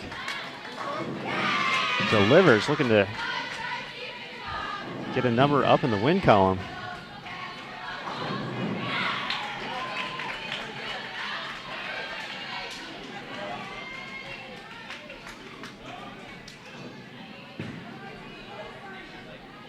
Now jump to a 20-pin advantage for the Lady Jacks over the Commodores on 11 and 12.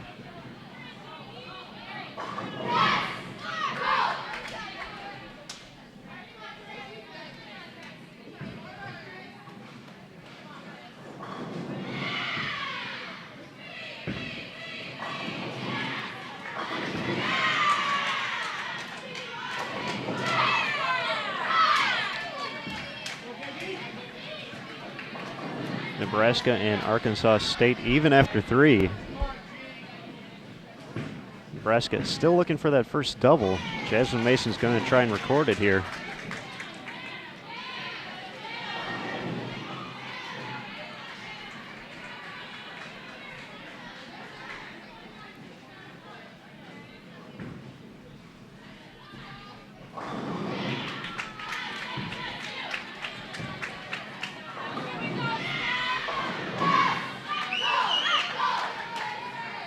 Vanderbilt not done just yet.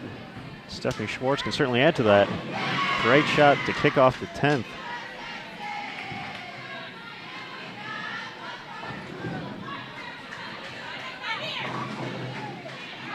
That'll put the Lady Jacks into the 230s.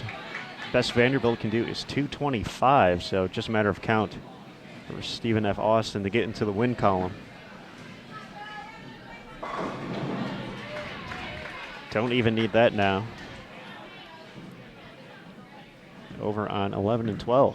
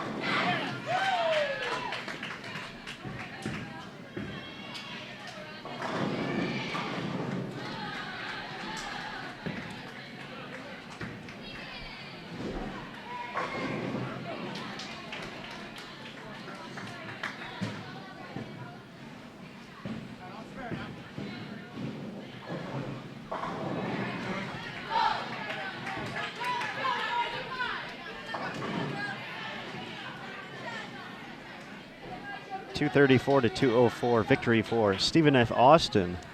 They're now down 2-1 against Vanderbilt.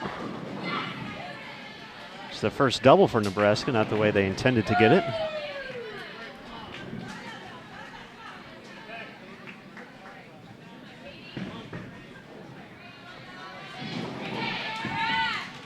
Now add on to that.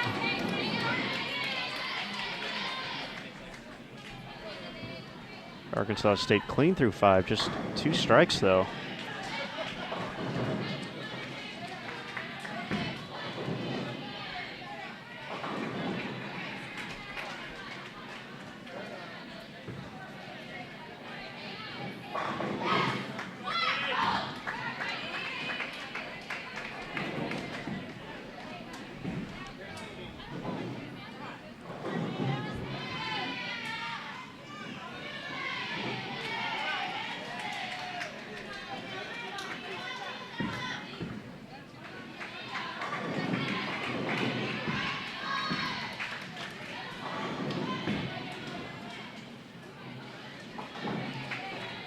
Once again, this is the championship match on lanes 9 and 10.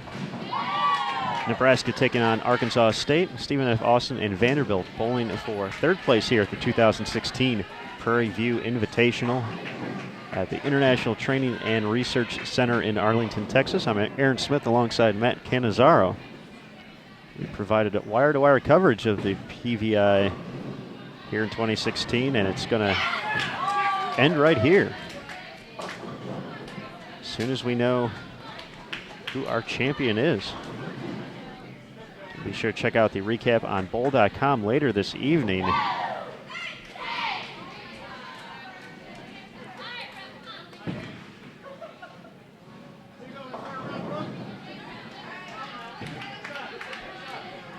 Some early struggles on 11 and 12 in game 4.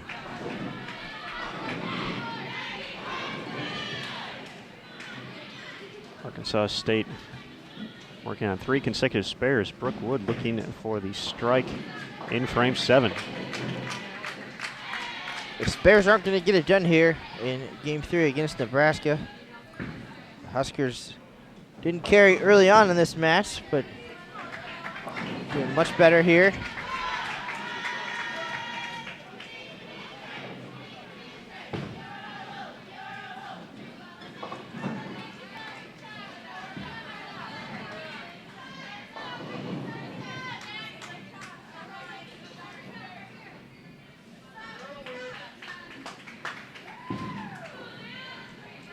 Something not right there for Jasmine Mason, so she smartly holds up, going to reset and start everything from the beginning. You see a very similar style to the bowlers at Nebraska, very classic push away. If everything's not right, no need to rush it. Especially a big shot here, looking for double the 10th.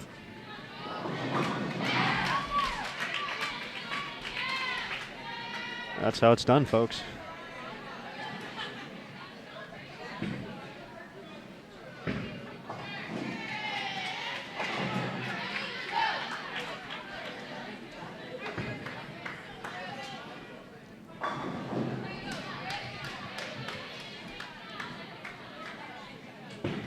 Arkansas State unable to knock all 10 pins down on the first try. Falling far enough behind where Nebraska's gonna start to come back perhaps. Julia Bond sealing the deal. This match will go to 2-1, Arkansas State's favor.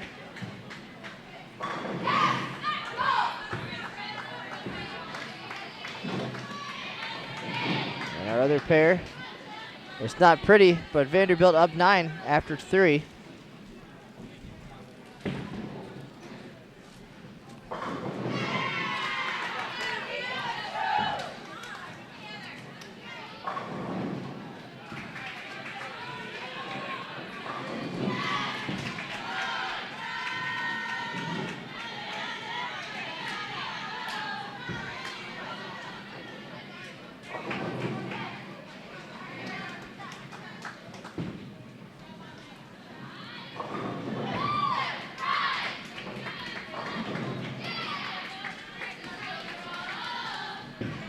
For Arkansas State, you take these last few shots to just gain as much information as possible,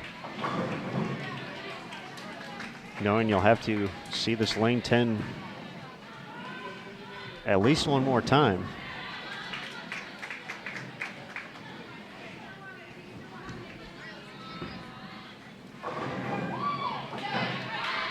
Came in light quite a few times, and a light mixer there from Jordan Richards, so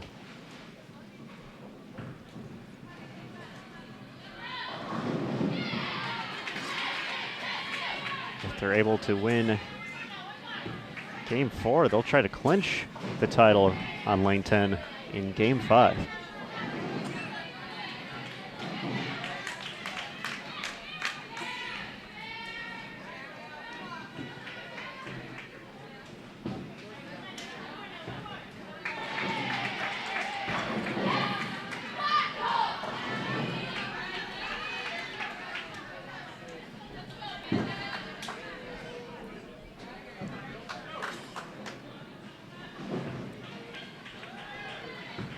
Arkansas State talking strategy a little bit, trying some different balls here.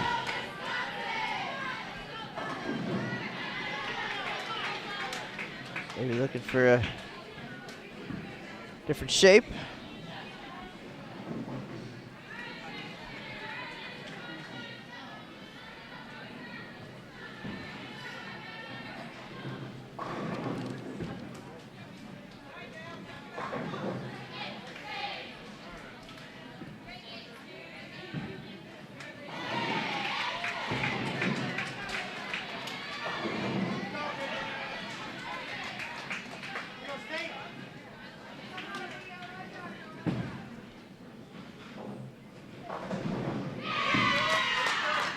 First double of Game 4.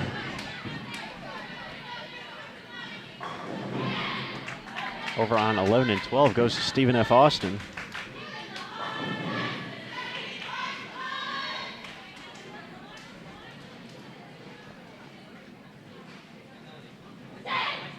That match now essentially locked up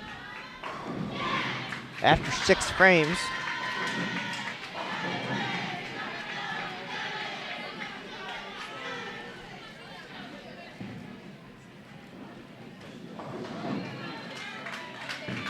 Be just a 1-pin difference. Advantage Vanderbilt. Both competitors able to spare here.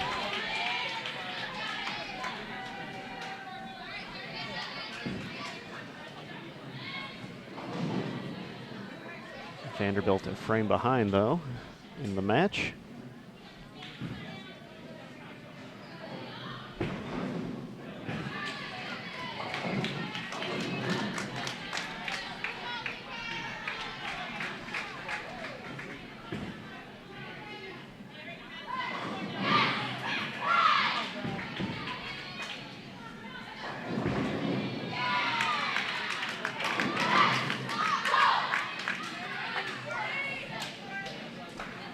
So Vanderbilt can really put the match in the hands of their anchor, Robin Renslow, with a strike here in the 9th.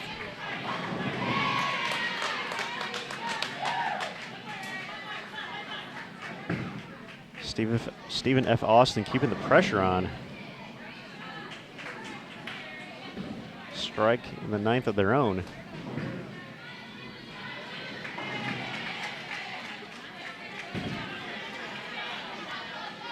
So if Kristen Kwa can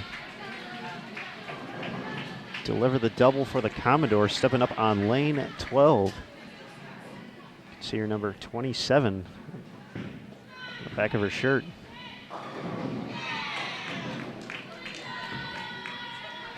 Big double for Vanderbilt, gets it. Commodores can seal this match up here.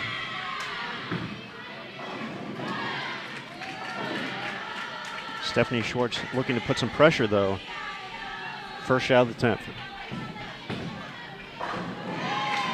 All 10 back. Stephen F. Austin can max out at 203. 214, the max total for Vanderbilt. Can Robin Renslow match get one shot closer to making it 3-1? Never a doubt.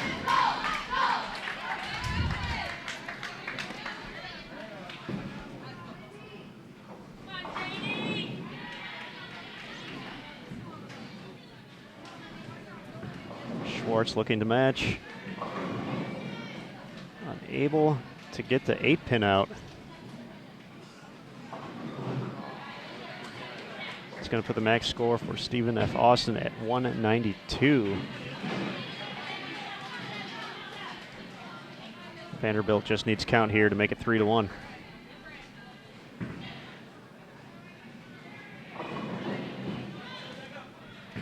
Eight is more than enough.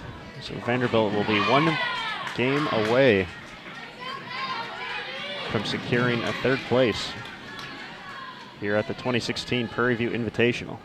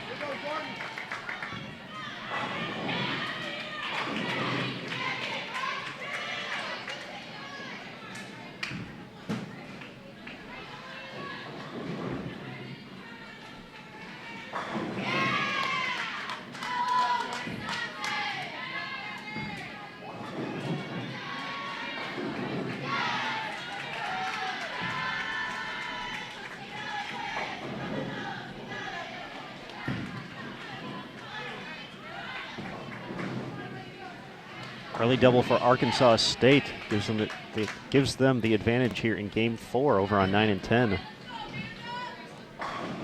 After Nebraska finally was able to put a few strikes together in a Game 3 win. Once again, looking at a lot of spares to start here.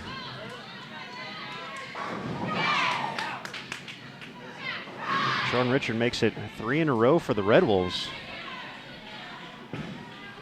Even with some balance issues there. Able to take care of business and put the Red Wolves in a great position to get to 3-1 here.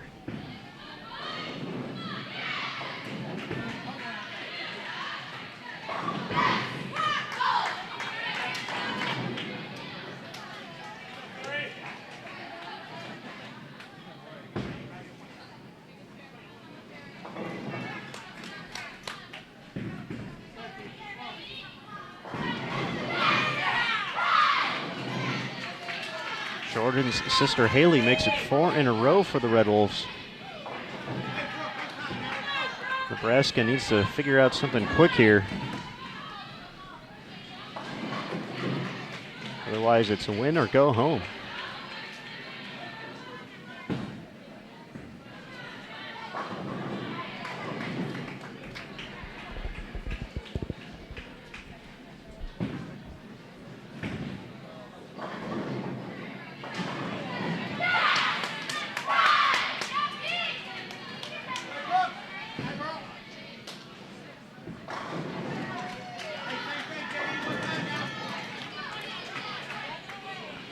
Both teams have appeared flustered on lane 10 the past 2 games. Nebraska unable to get to the pocket the last 3 shots. Whereas Arkansas State cruising on 9.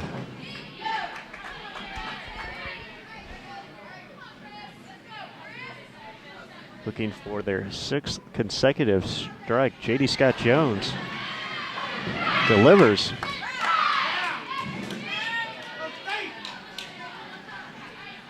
This match may be over quickly. You know, when you shoot 280 at Nebraska, it tends to motivate them, as we saw last year. That's true as well. Very solid point.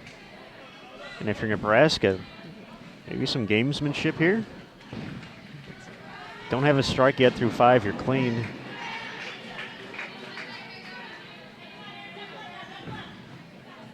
Possibly maybe a stall tactic here. If you're the Huskers going, using as much of the playbook as you can here just to maybe slow down the Red Wolves.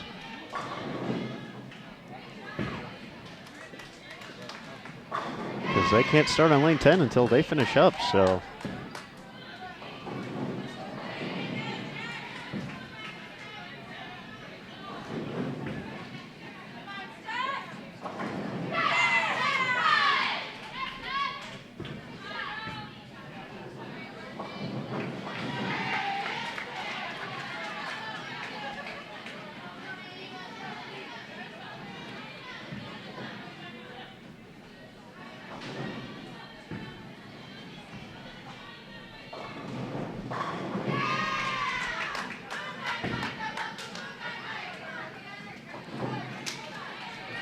Stephen F. Austin bounces back nicely from the single pin miss in the 3rd frame.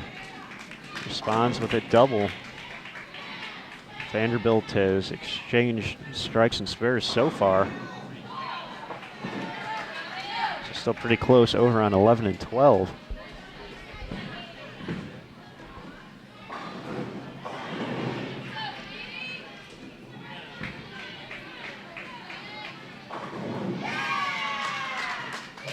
Make it 3 in a row for the Lady Jacks as Arkansas State's string of strikes ends to kick off the 10th.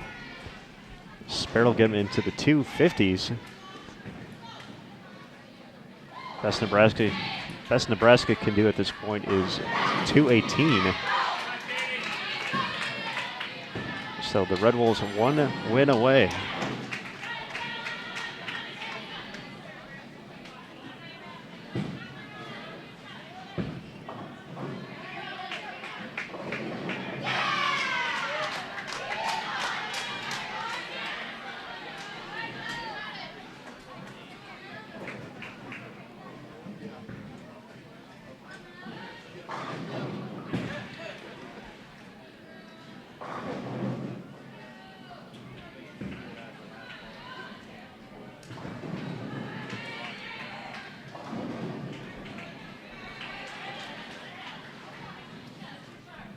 Definitely would be interested to see what's going on in the Nebraska talks right now, as they are going to fall to 3-1.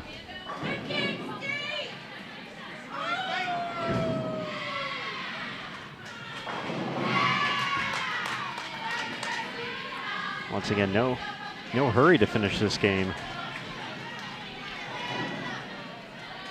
There's no timeouts in bowling, but definitely a chance to kind of ice the team that just shot 250 on you.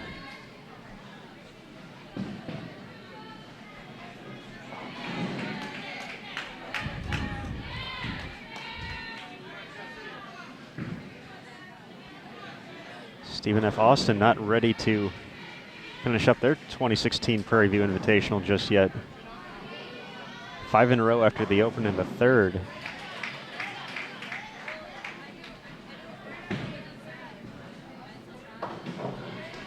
As Vanderbilt unable to double, record their first open in the 7th frame. They can max out at 218.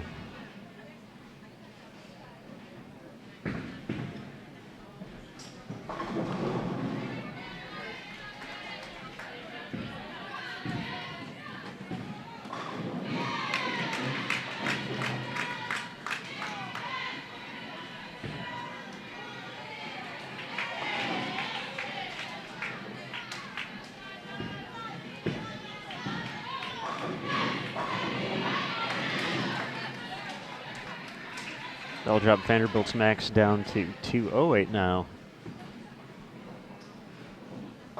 Just a mark will take care of Stephen F. Austin.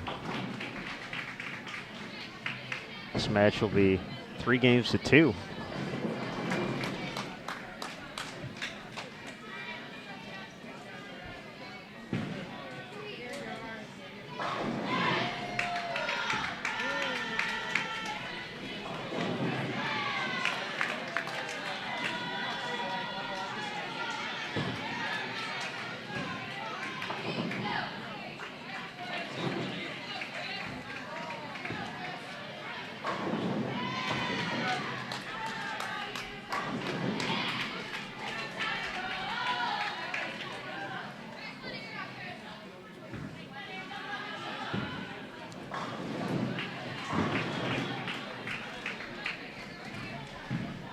So Arkansas State shoots at 250. They struggled on lane 10 last time, and here in game number 4 for Nebraska, not a single strike up on the board. The potential to shoot a clean 170 game. They're unable to strike on the fill ball. What's that do to your mindset if you're Arkansas State? Well, I think if you ask any of the coaches, players are going to take it obviously one game at a time, and different lane, totally different than when they were there last time. They have the confidence and the momentum for sure coming off of that 250 game, but at the same time they just watched Nebraska throw only one strike, and that came on the fill ball. But time to regroup, treat it like it's the very first game, the only game, and go out there and get it, see if they can take down the 3-time defending champs.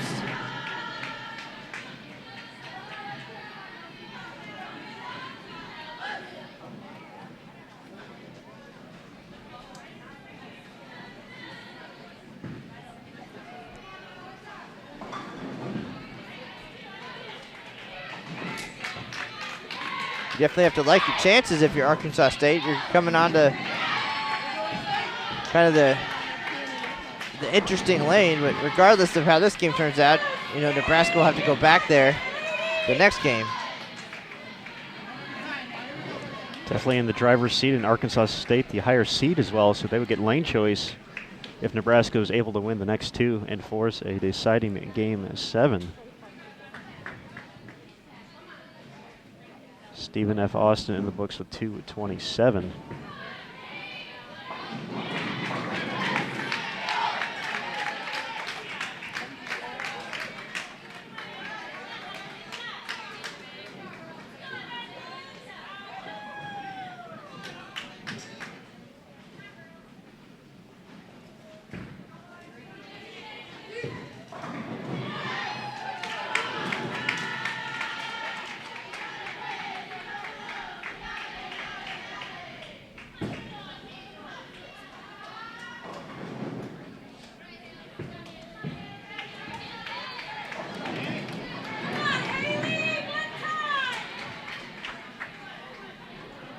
Game 5 underway here. Our championship match. Arkansas State leads 3-1 over Nebraska. They can end it right here.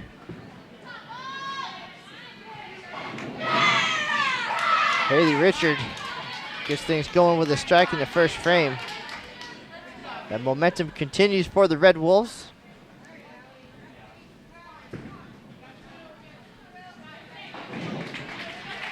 They shot 204. Sorry, 200 last time on this lane. Fell to Nebraska.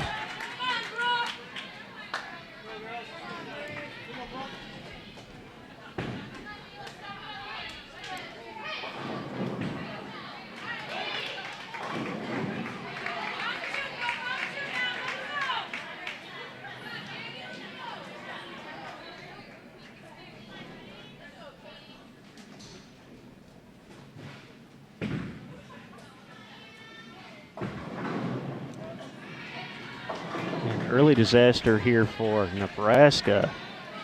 Looking at the near impossible 4-6-7 in the second frame.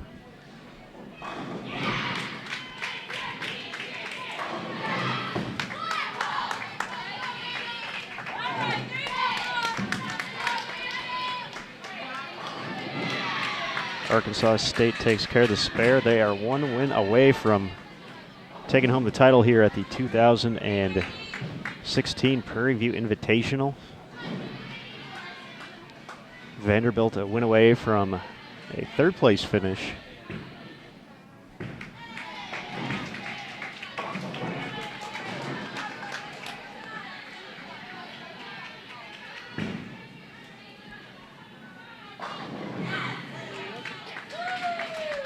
Nebraska not ready to give up 4 in a row just yet.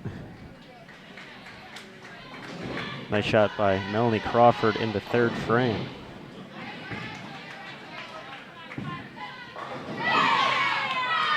Nice break for the Red Wolves. J.D. Scott Jones crosses over.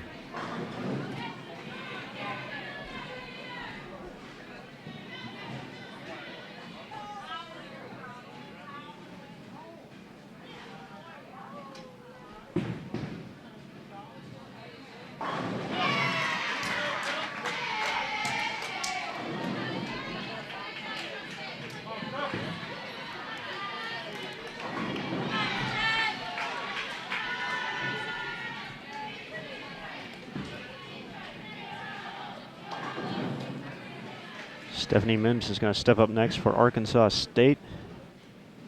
Going to post a double here. Runs high, leaves a 3-4, 6-10.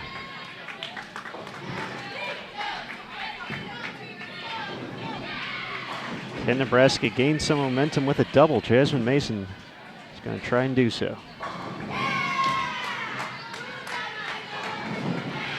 Gets the mixer. Big double for Nebraska.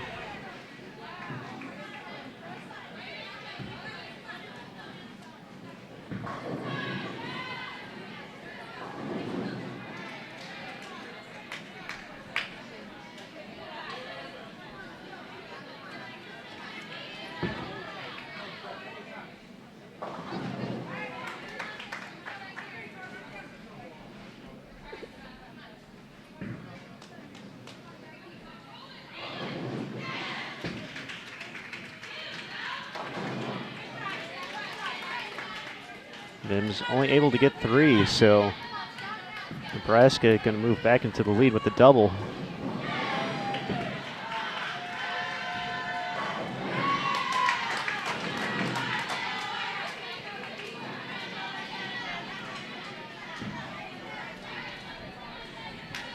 Stephen F. Austin wants to go to 7 games. 3 in a row after a spare in the first.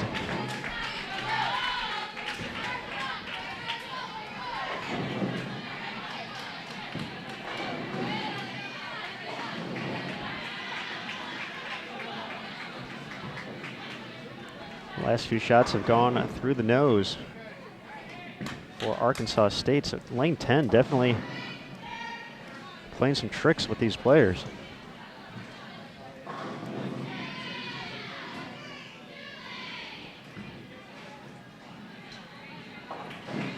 Nebraska's going to have to find a way to strike on that lane if they force a game 6.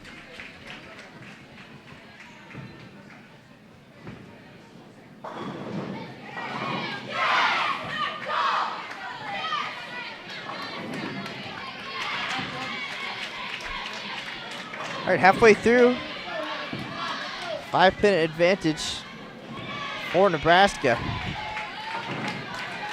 Red Wolves trying to end it now.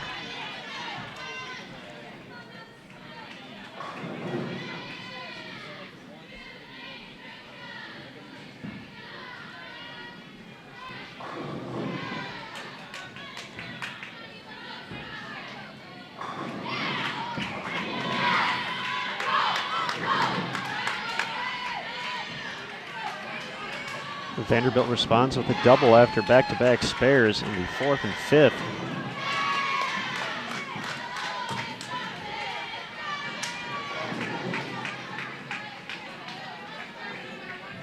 Vanderbilt can make it a 2-pin match with a strike here in the 6th to match the Lady Jacks. Lane 10 getting squirrely.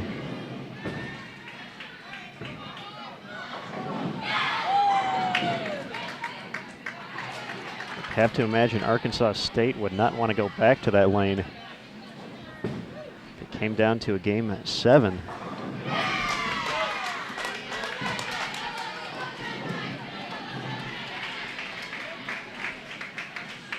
But still have time to win it here in game 5.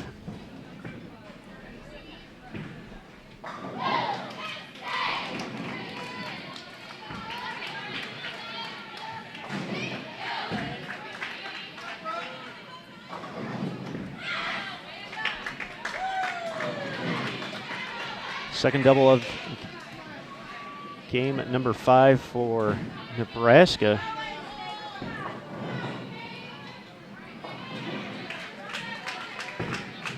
Arkansas State still trying to figure out how to get to the pocket here on lane 10. A double might be enough here. Nebraska can just avoid disaster the rest of the way out.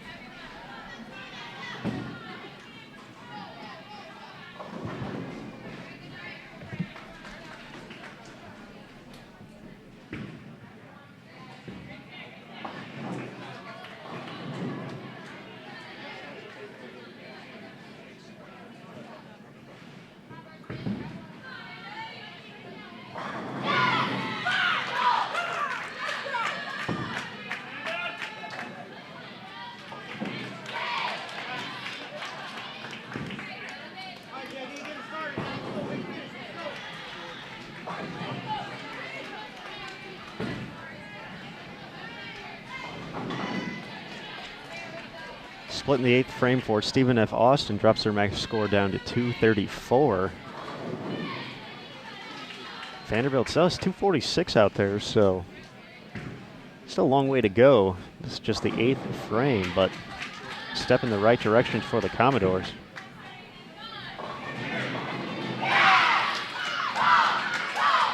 Big double with the trip 4.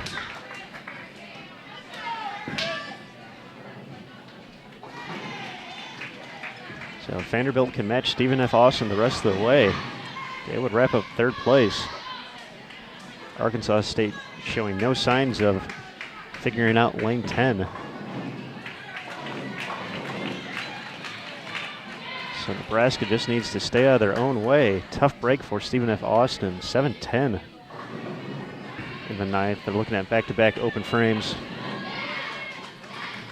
Vanderbilt could erupt here with one more strike.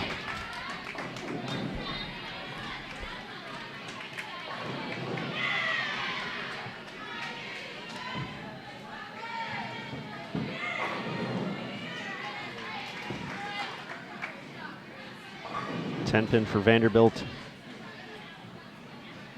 Conversion here would put them in pretty good position. Stephen F. Austin takes the one. They can max out at 213. With the spare, Vanderbilt would be at a 215 pace.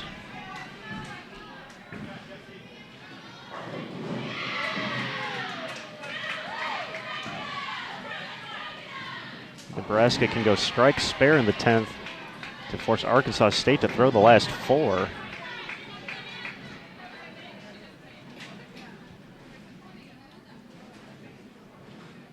For a tie.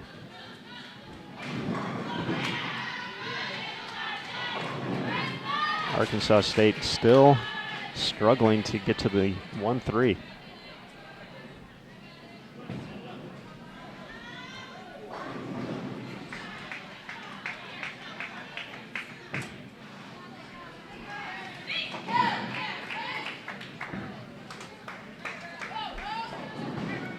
Good count here for Nebraska, should wrap things up. Strike will be enough. So Nebraska will make it 3 games to 2. As they prepare to head over to the not so tremendous lane 10.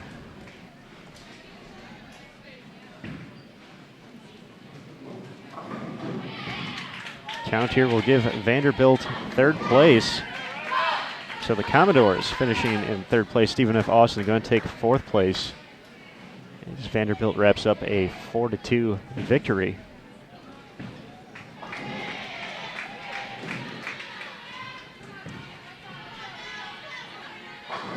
Disappointing end to the week for the Lady Jacks of Stephen F. Austin after leading qualifying. Back-to-back losses here in the bracket.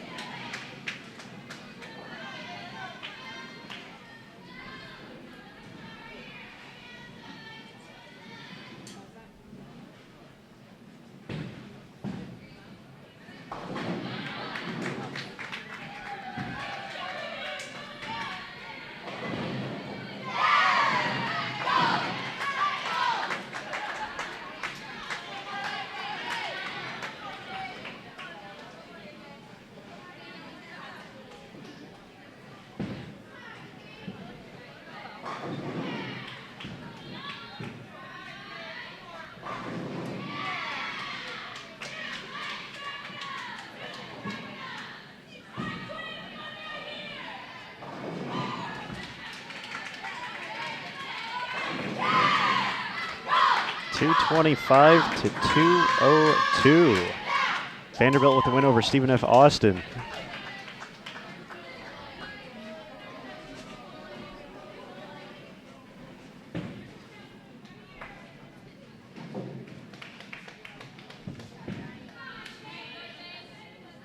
Arkansas State talking strategy there. Don't go to make the spare.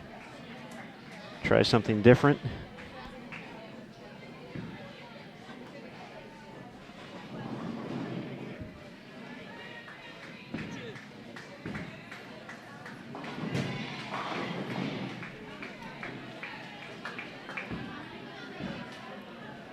Nebraska records the win with 2-11.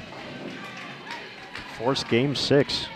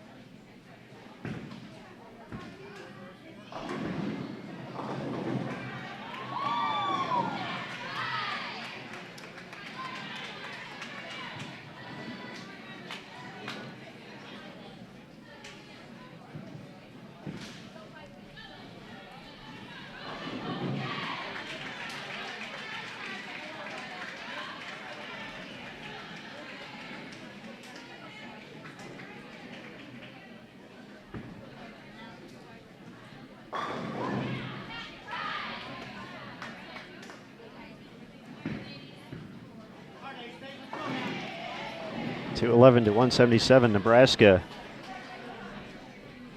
wins game 5, moving on to game 6. Must-win situation for Nebraska. Arkansas State 1 win away from their first win here at the Prairie View Invitational. This is Aaron Smith alongside Matt Cannizzaro. Big thanks everyone for joining us here on Bowl TV throughout the weekend. At least one more to go here, possibly two. We'll get to see it all unfold right here on Bowl TV.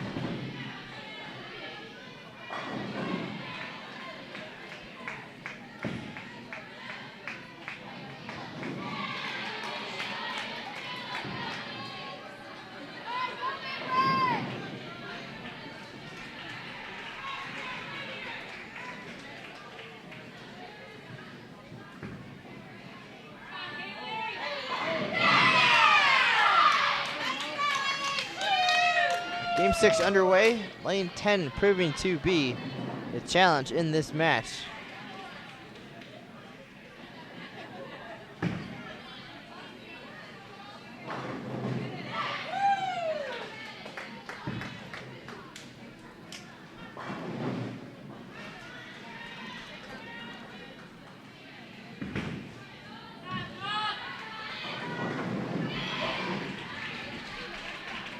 Bethany Headley, the lone left-hander on the pair, delivers a strike for Nebraska to kick things off.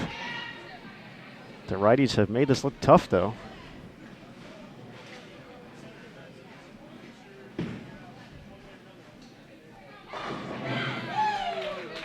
Just as we say that, a double out of the gates for the Cornhuskers.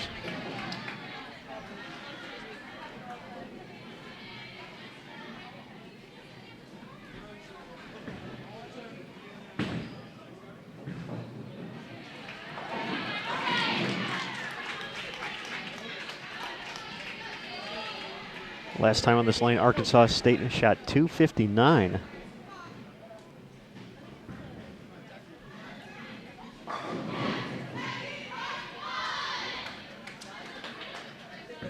Started in similar fashion with a strike and a spare before striking all the way to the 10th.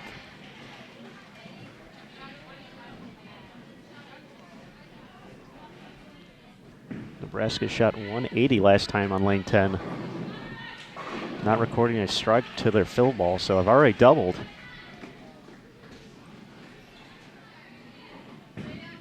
The amount of X's.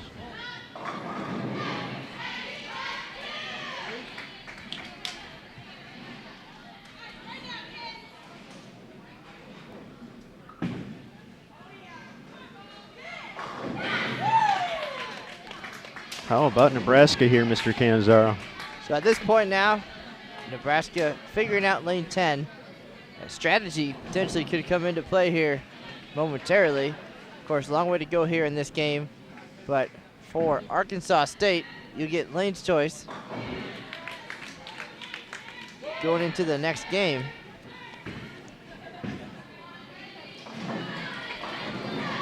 And then you have to decide, do you go to the lane that you just bowled 170 on, or the one, or give Nebraska a chance at winning on a lane that they just bowled very well on?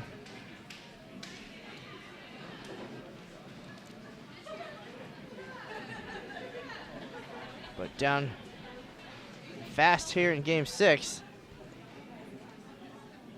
Something for Arkansas State coaching staff to start considering.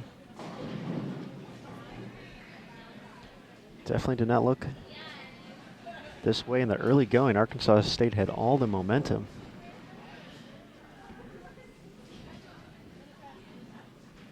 Can never count out Nebraska. Mason goes through the nose, leaves the 6-10.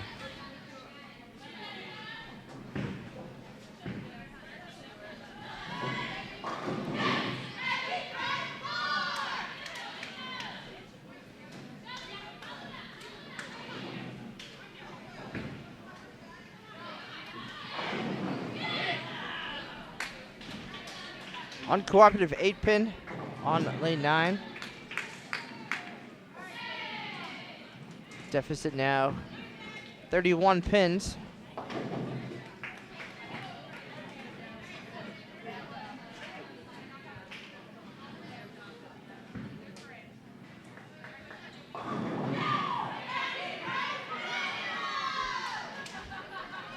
Rest of the pairs getting done.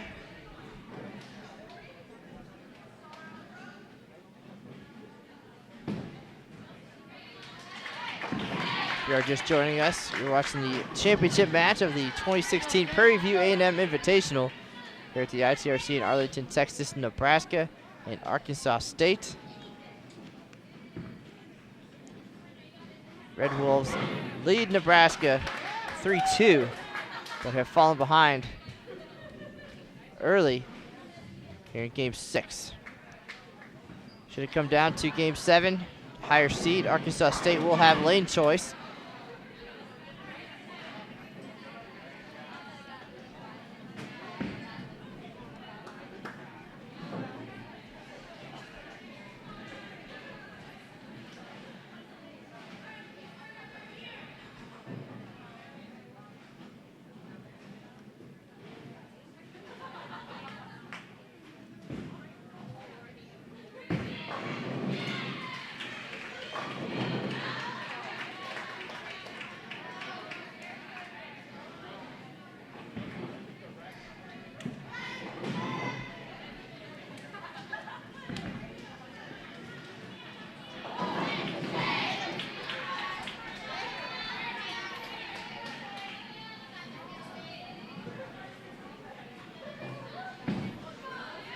Red Wolves down 32 at the halfway point.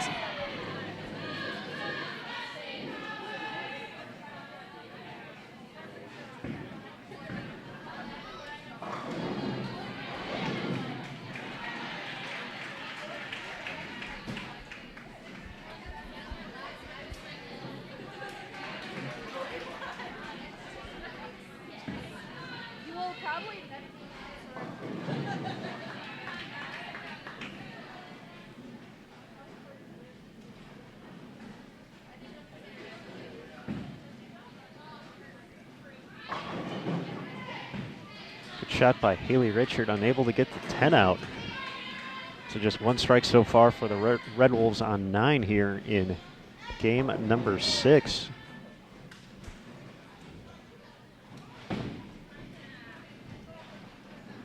And Nebraska uncharacteristically opens, leaving the single pin unconverted. They'll still hold a 21 pin advantage with the spare from Arkansas State, but we've seen the Red Wolves strike a lot this week. Can they pull it together here in the back half of Game 6?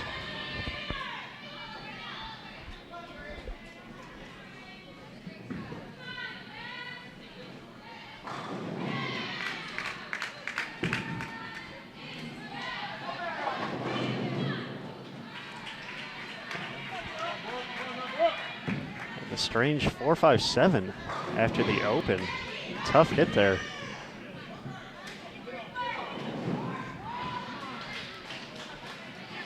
Nebraska looking at back-to-back opens, but Arkansas State just not striking here. And giving away pins on count as well, trying to make up that 21 pin deficit. Now increases to 24. But would much rather shoot at 2.45 than a 4.57.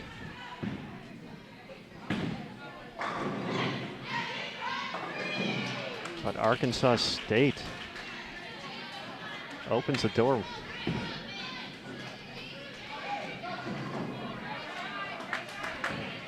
Cannot capitalize on the opportunity.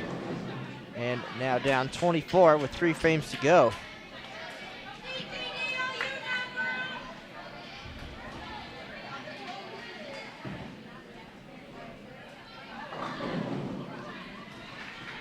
Generally, you'll have your 3 strongest players in these 3 positions. So Arkansas State's going to step up first, try to set it up for Jordan Richard. Get the mixer. J.D. Scott Jones delivers in the 8th. Can Melanie Crawford do the same for Nebraska? What a shot. Stepping up after back-to-back opens.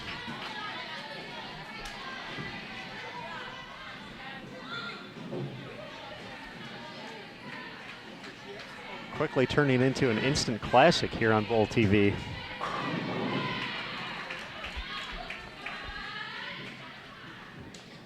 Arkansas State and Nebraska.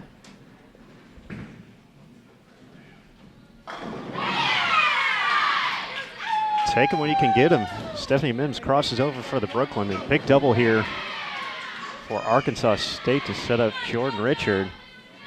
The Red Wolves can max out at 2:01. This will be a huge strike for Jasmine Mason.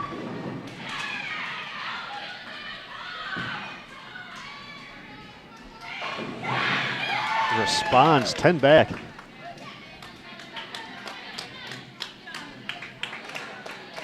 So all Arkansas State can do is strike and hope for a chance. Otherwise, we're going to 7.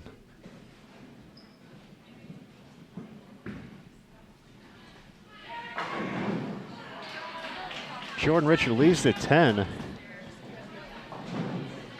Best Arkansas State can do here is 180. So just count here for Nebraska will be enough. So we're looking at Game 7 back-to-back years at the Prairie View Invitational.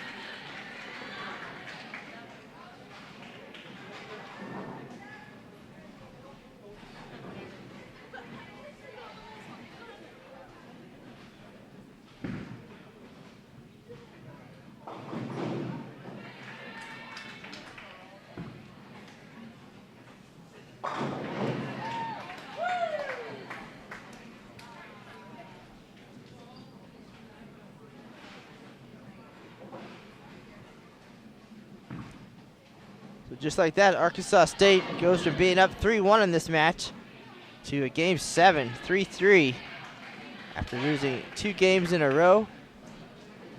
Nebraska winning 211, 177, 225, 176. And now the all-important decision by Arkansas State. Which lane will the Red Wolves bowl this final game on? If I'm them, I'm really not sure, Matt. It's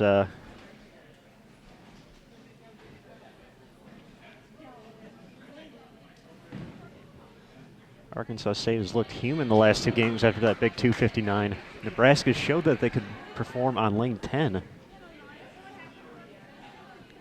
So I've guessed wrong all week, so why even bother and try here? I just have to wait and see the way the Red Wolves want to go. Looks like Arkansas State's going to bowl on lane 9 and let Nebraska have lane 10. The Huskers just shot 225. They seem to have figured it out. They started strong and finished strong, faltered in the middle.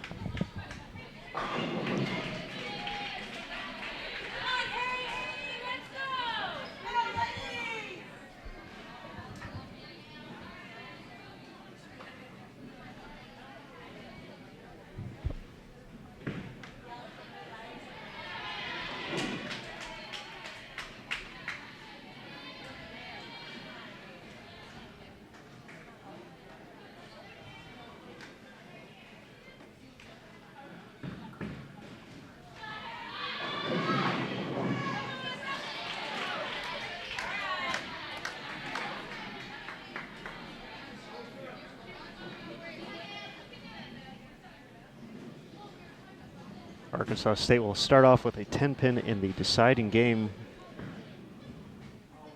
Tulane and Prairie View A&M also still bowling.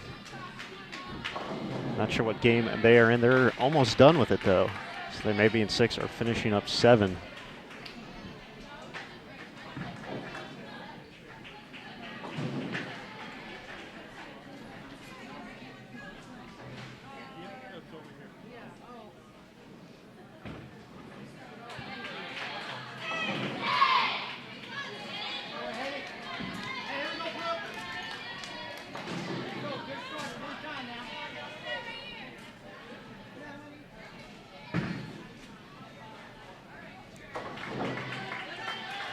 Both teams spare to kick things off.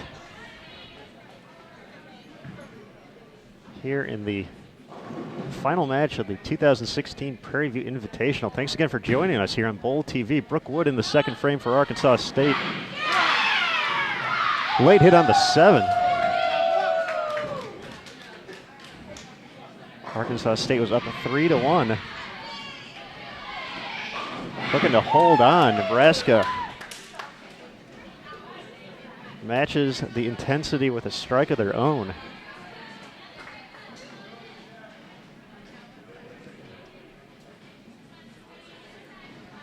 Stepping up next at J.D. Scott Jones for the Red Wolves. Looking for an early double here in the finale.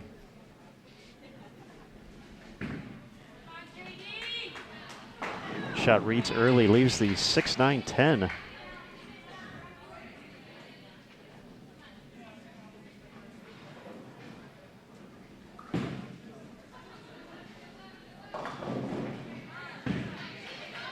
Nebraska looking at the baby split, the 3-10.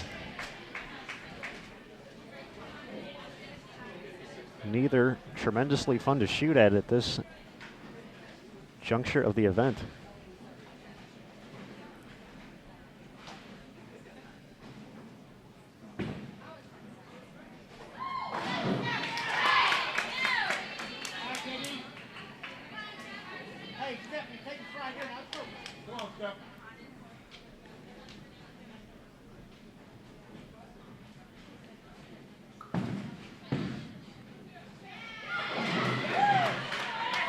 Big conversion from Melanie Crawford. Still all tied up through 3. Converting to 3-10.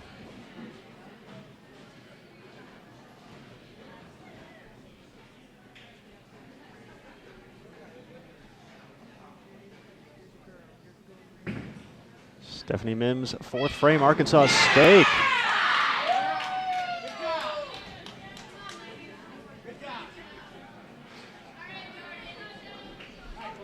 Giving Jordan Richard the opportunity to host a double.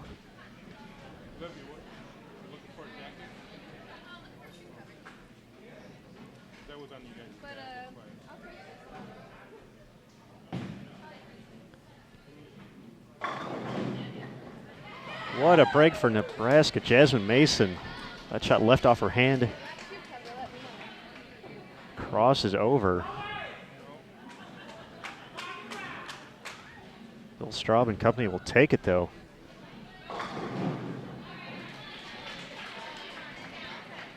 Nice break for Arkansas State just to be staring at a single pin here. Definitely could have been a few more going through the nose. Well, this game even. Now Julia Bonner with the chance to put Nebraska ahead at the halfway point.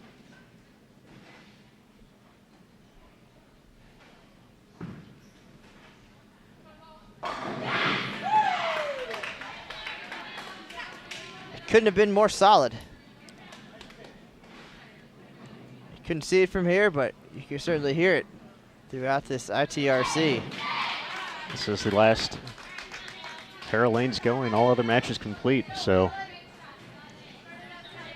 we are really providing wire-to-wire coverage here.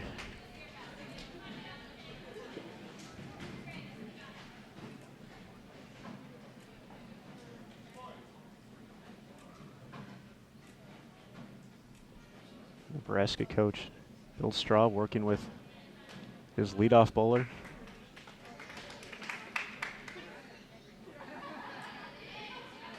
Off the lanes here. Getting her ready for the 6th frame. A humongous shot for Nebraska.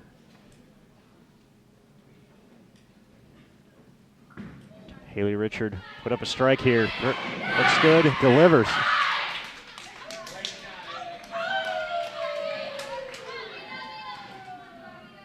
A howl from the Arkansas State contingent here in attendance. Nebraska looking for 3 in a row. What a shot. You can even see Bill Straub pulling the rope on that one.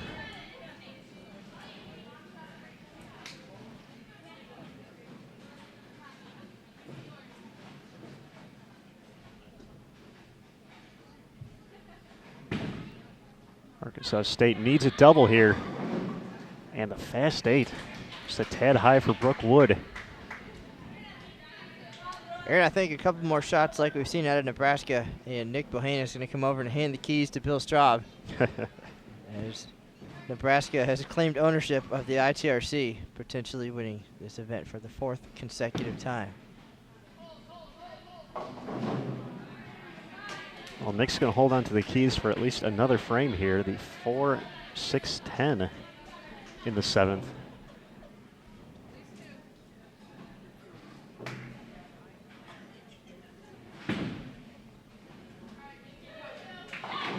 Arkansas State is still clean, but is the 3-bagger enough? Nebraska takes the 2. I would expect nothing less than what we're seeing right now from the top 2 teams in the country. 7-game final. Plenty of drama, plenty of excitement. Local standout Melanie Crawford about to step up for Nebraska. JD up for Arkansas State.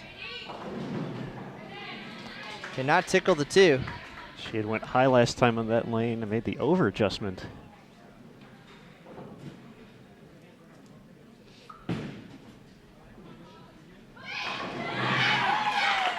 Crawford had the big 310 conversion earlier in the match. And right now, Jasmine Mason and Julia Bond can take care of business here.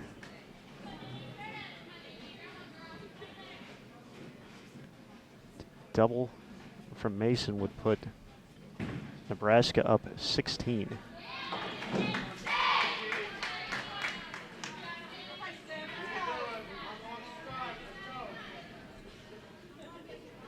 Certainly a good opportunity for 2 young anchor bowlers to prove what they're made of.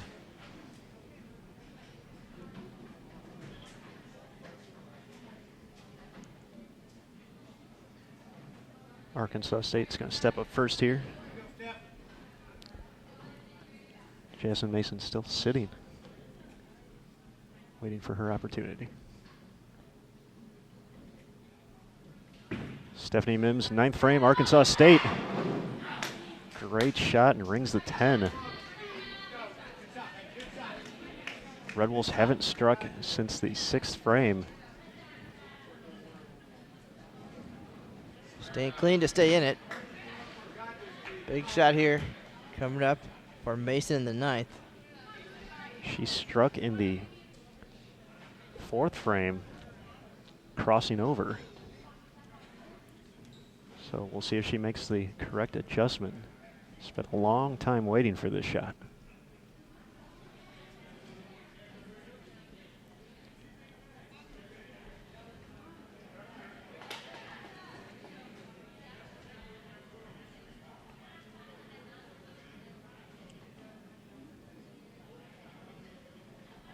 Chance for a humongous double for Nebraska.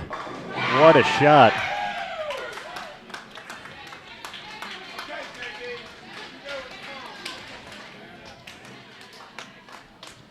Nine spare strike would give Nebraska 214. Best Arkansas State can do with a spare 208.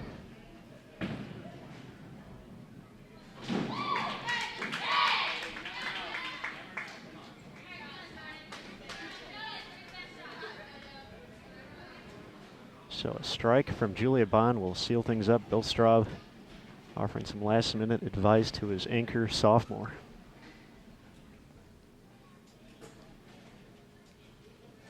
One shot for the 4th consecutive Prairie View A&M title.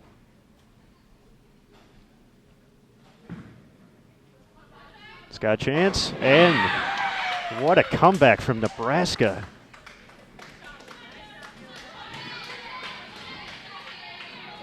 Just need to stay behind the foul line here, get a few pins.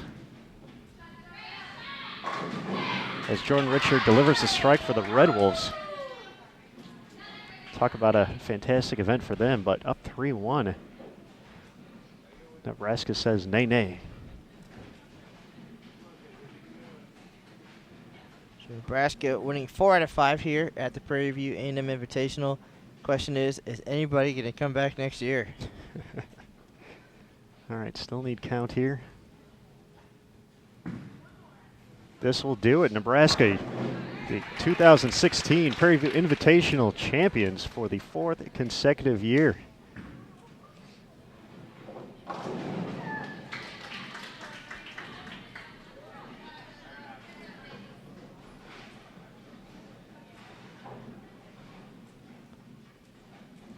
Just a reminder, later today, Bowl.com will have a recap of today's championship round. So be sure to check that out. And of course, bowl.com/livestream for all of our upcoming events here on Bowl TV. 224 for Nebraska, 198 for Arkansas State. So congratulations, University of Nebraska Cornhuskers, 4 in a row. The Prairie View A&M Invitational. Matt Cannizzaro, take it away. Holy cow, Aaron Smith. Another exciting finish here at the ITRC. 4 years in a row. Nebraska this time battles back, down 2-1, 2-0 to start. Rallies to win the last 3 games to claim this event. You saw it all here live on Bowl TV. We appreciate everybody joining us for 3 consecutive days of coverage here from the ITRC. Looking forward to doing it again next year. We'll be on the road the next couple of weeks. I'll be at the USBC Masters. Aaron Smith headed to the Hoosier Classic in Indianapolis. We do appreciate everybody's support. Have a great weekend, folks. That's the news for now from the ITRC. We'll see you on the lanes.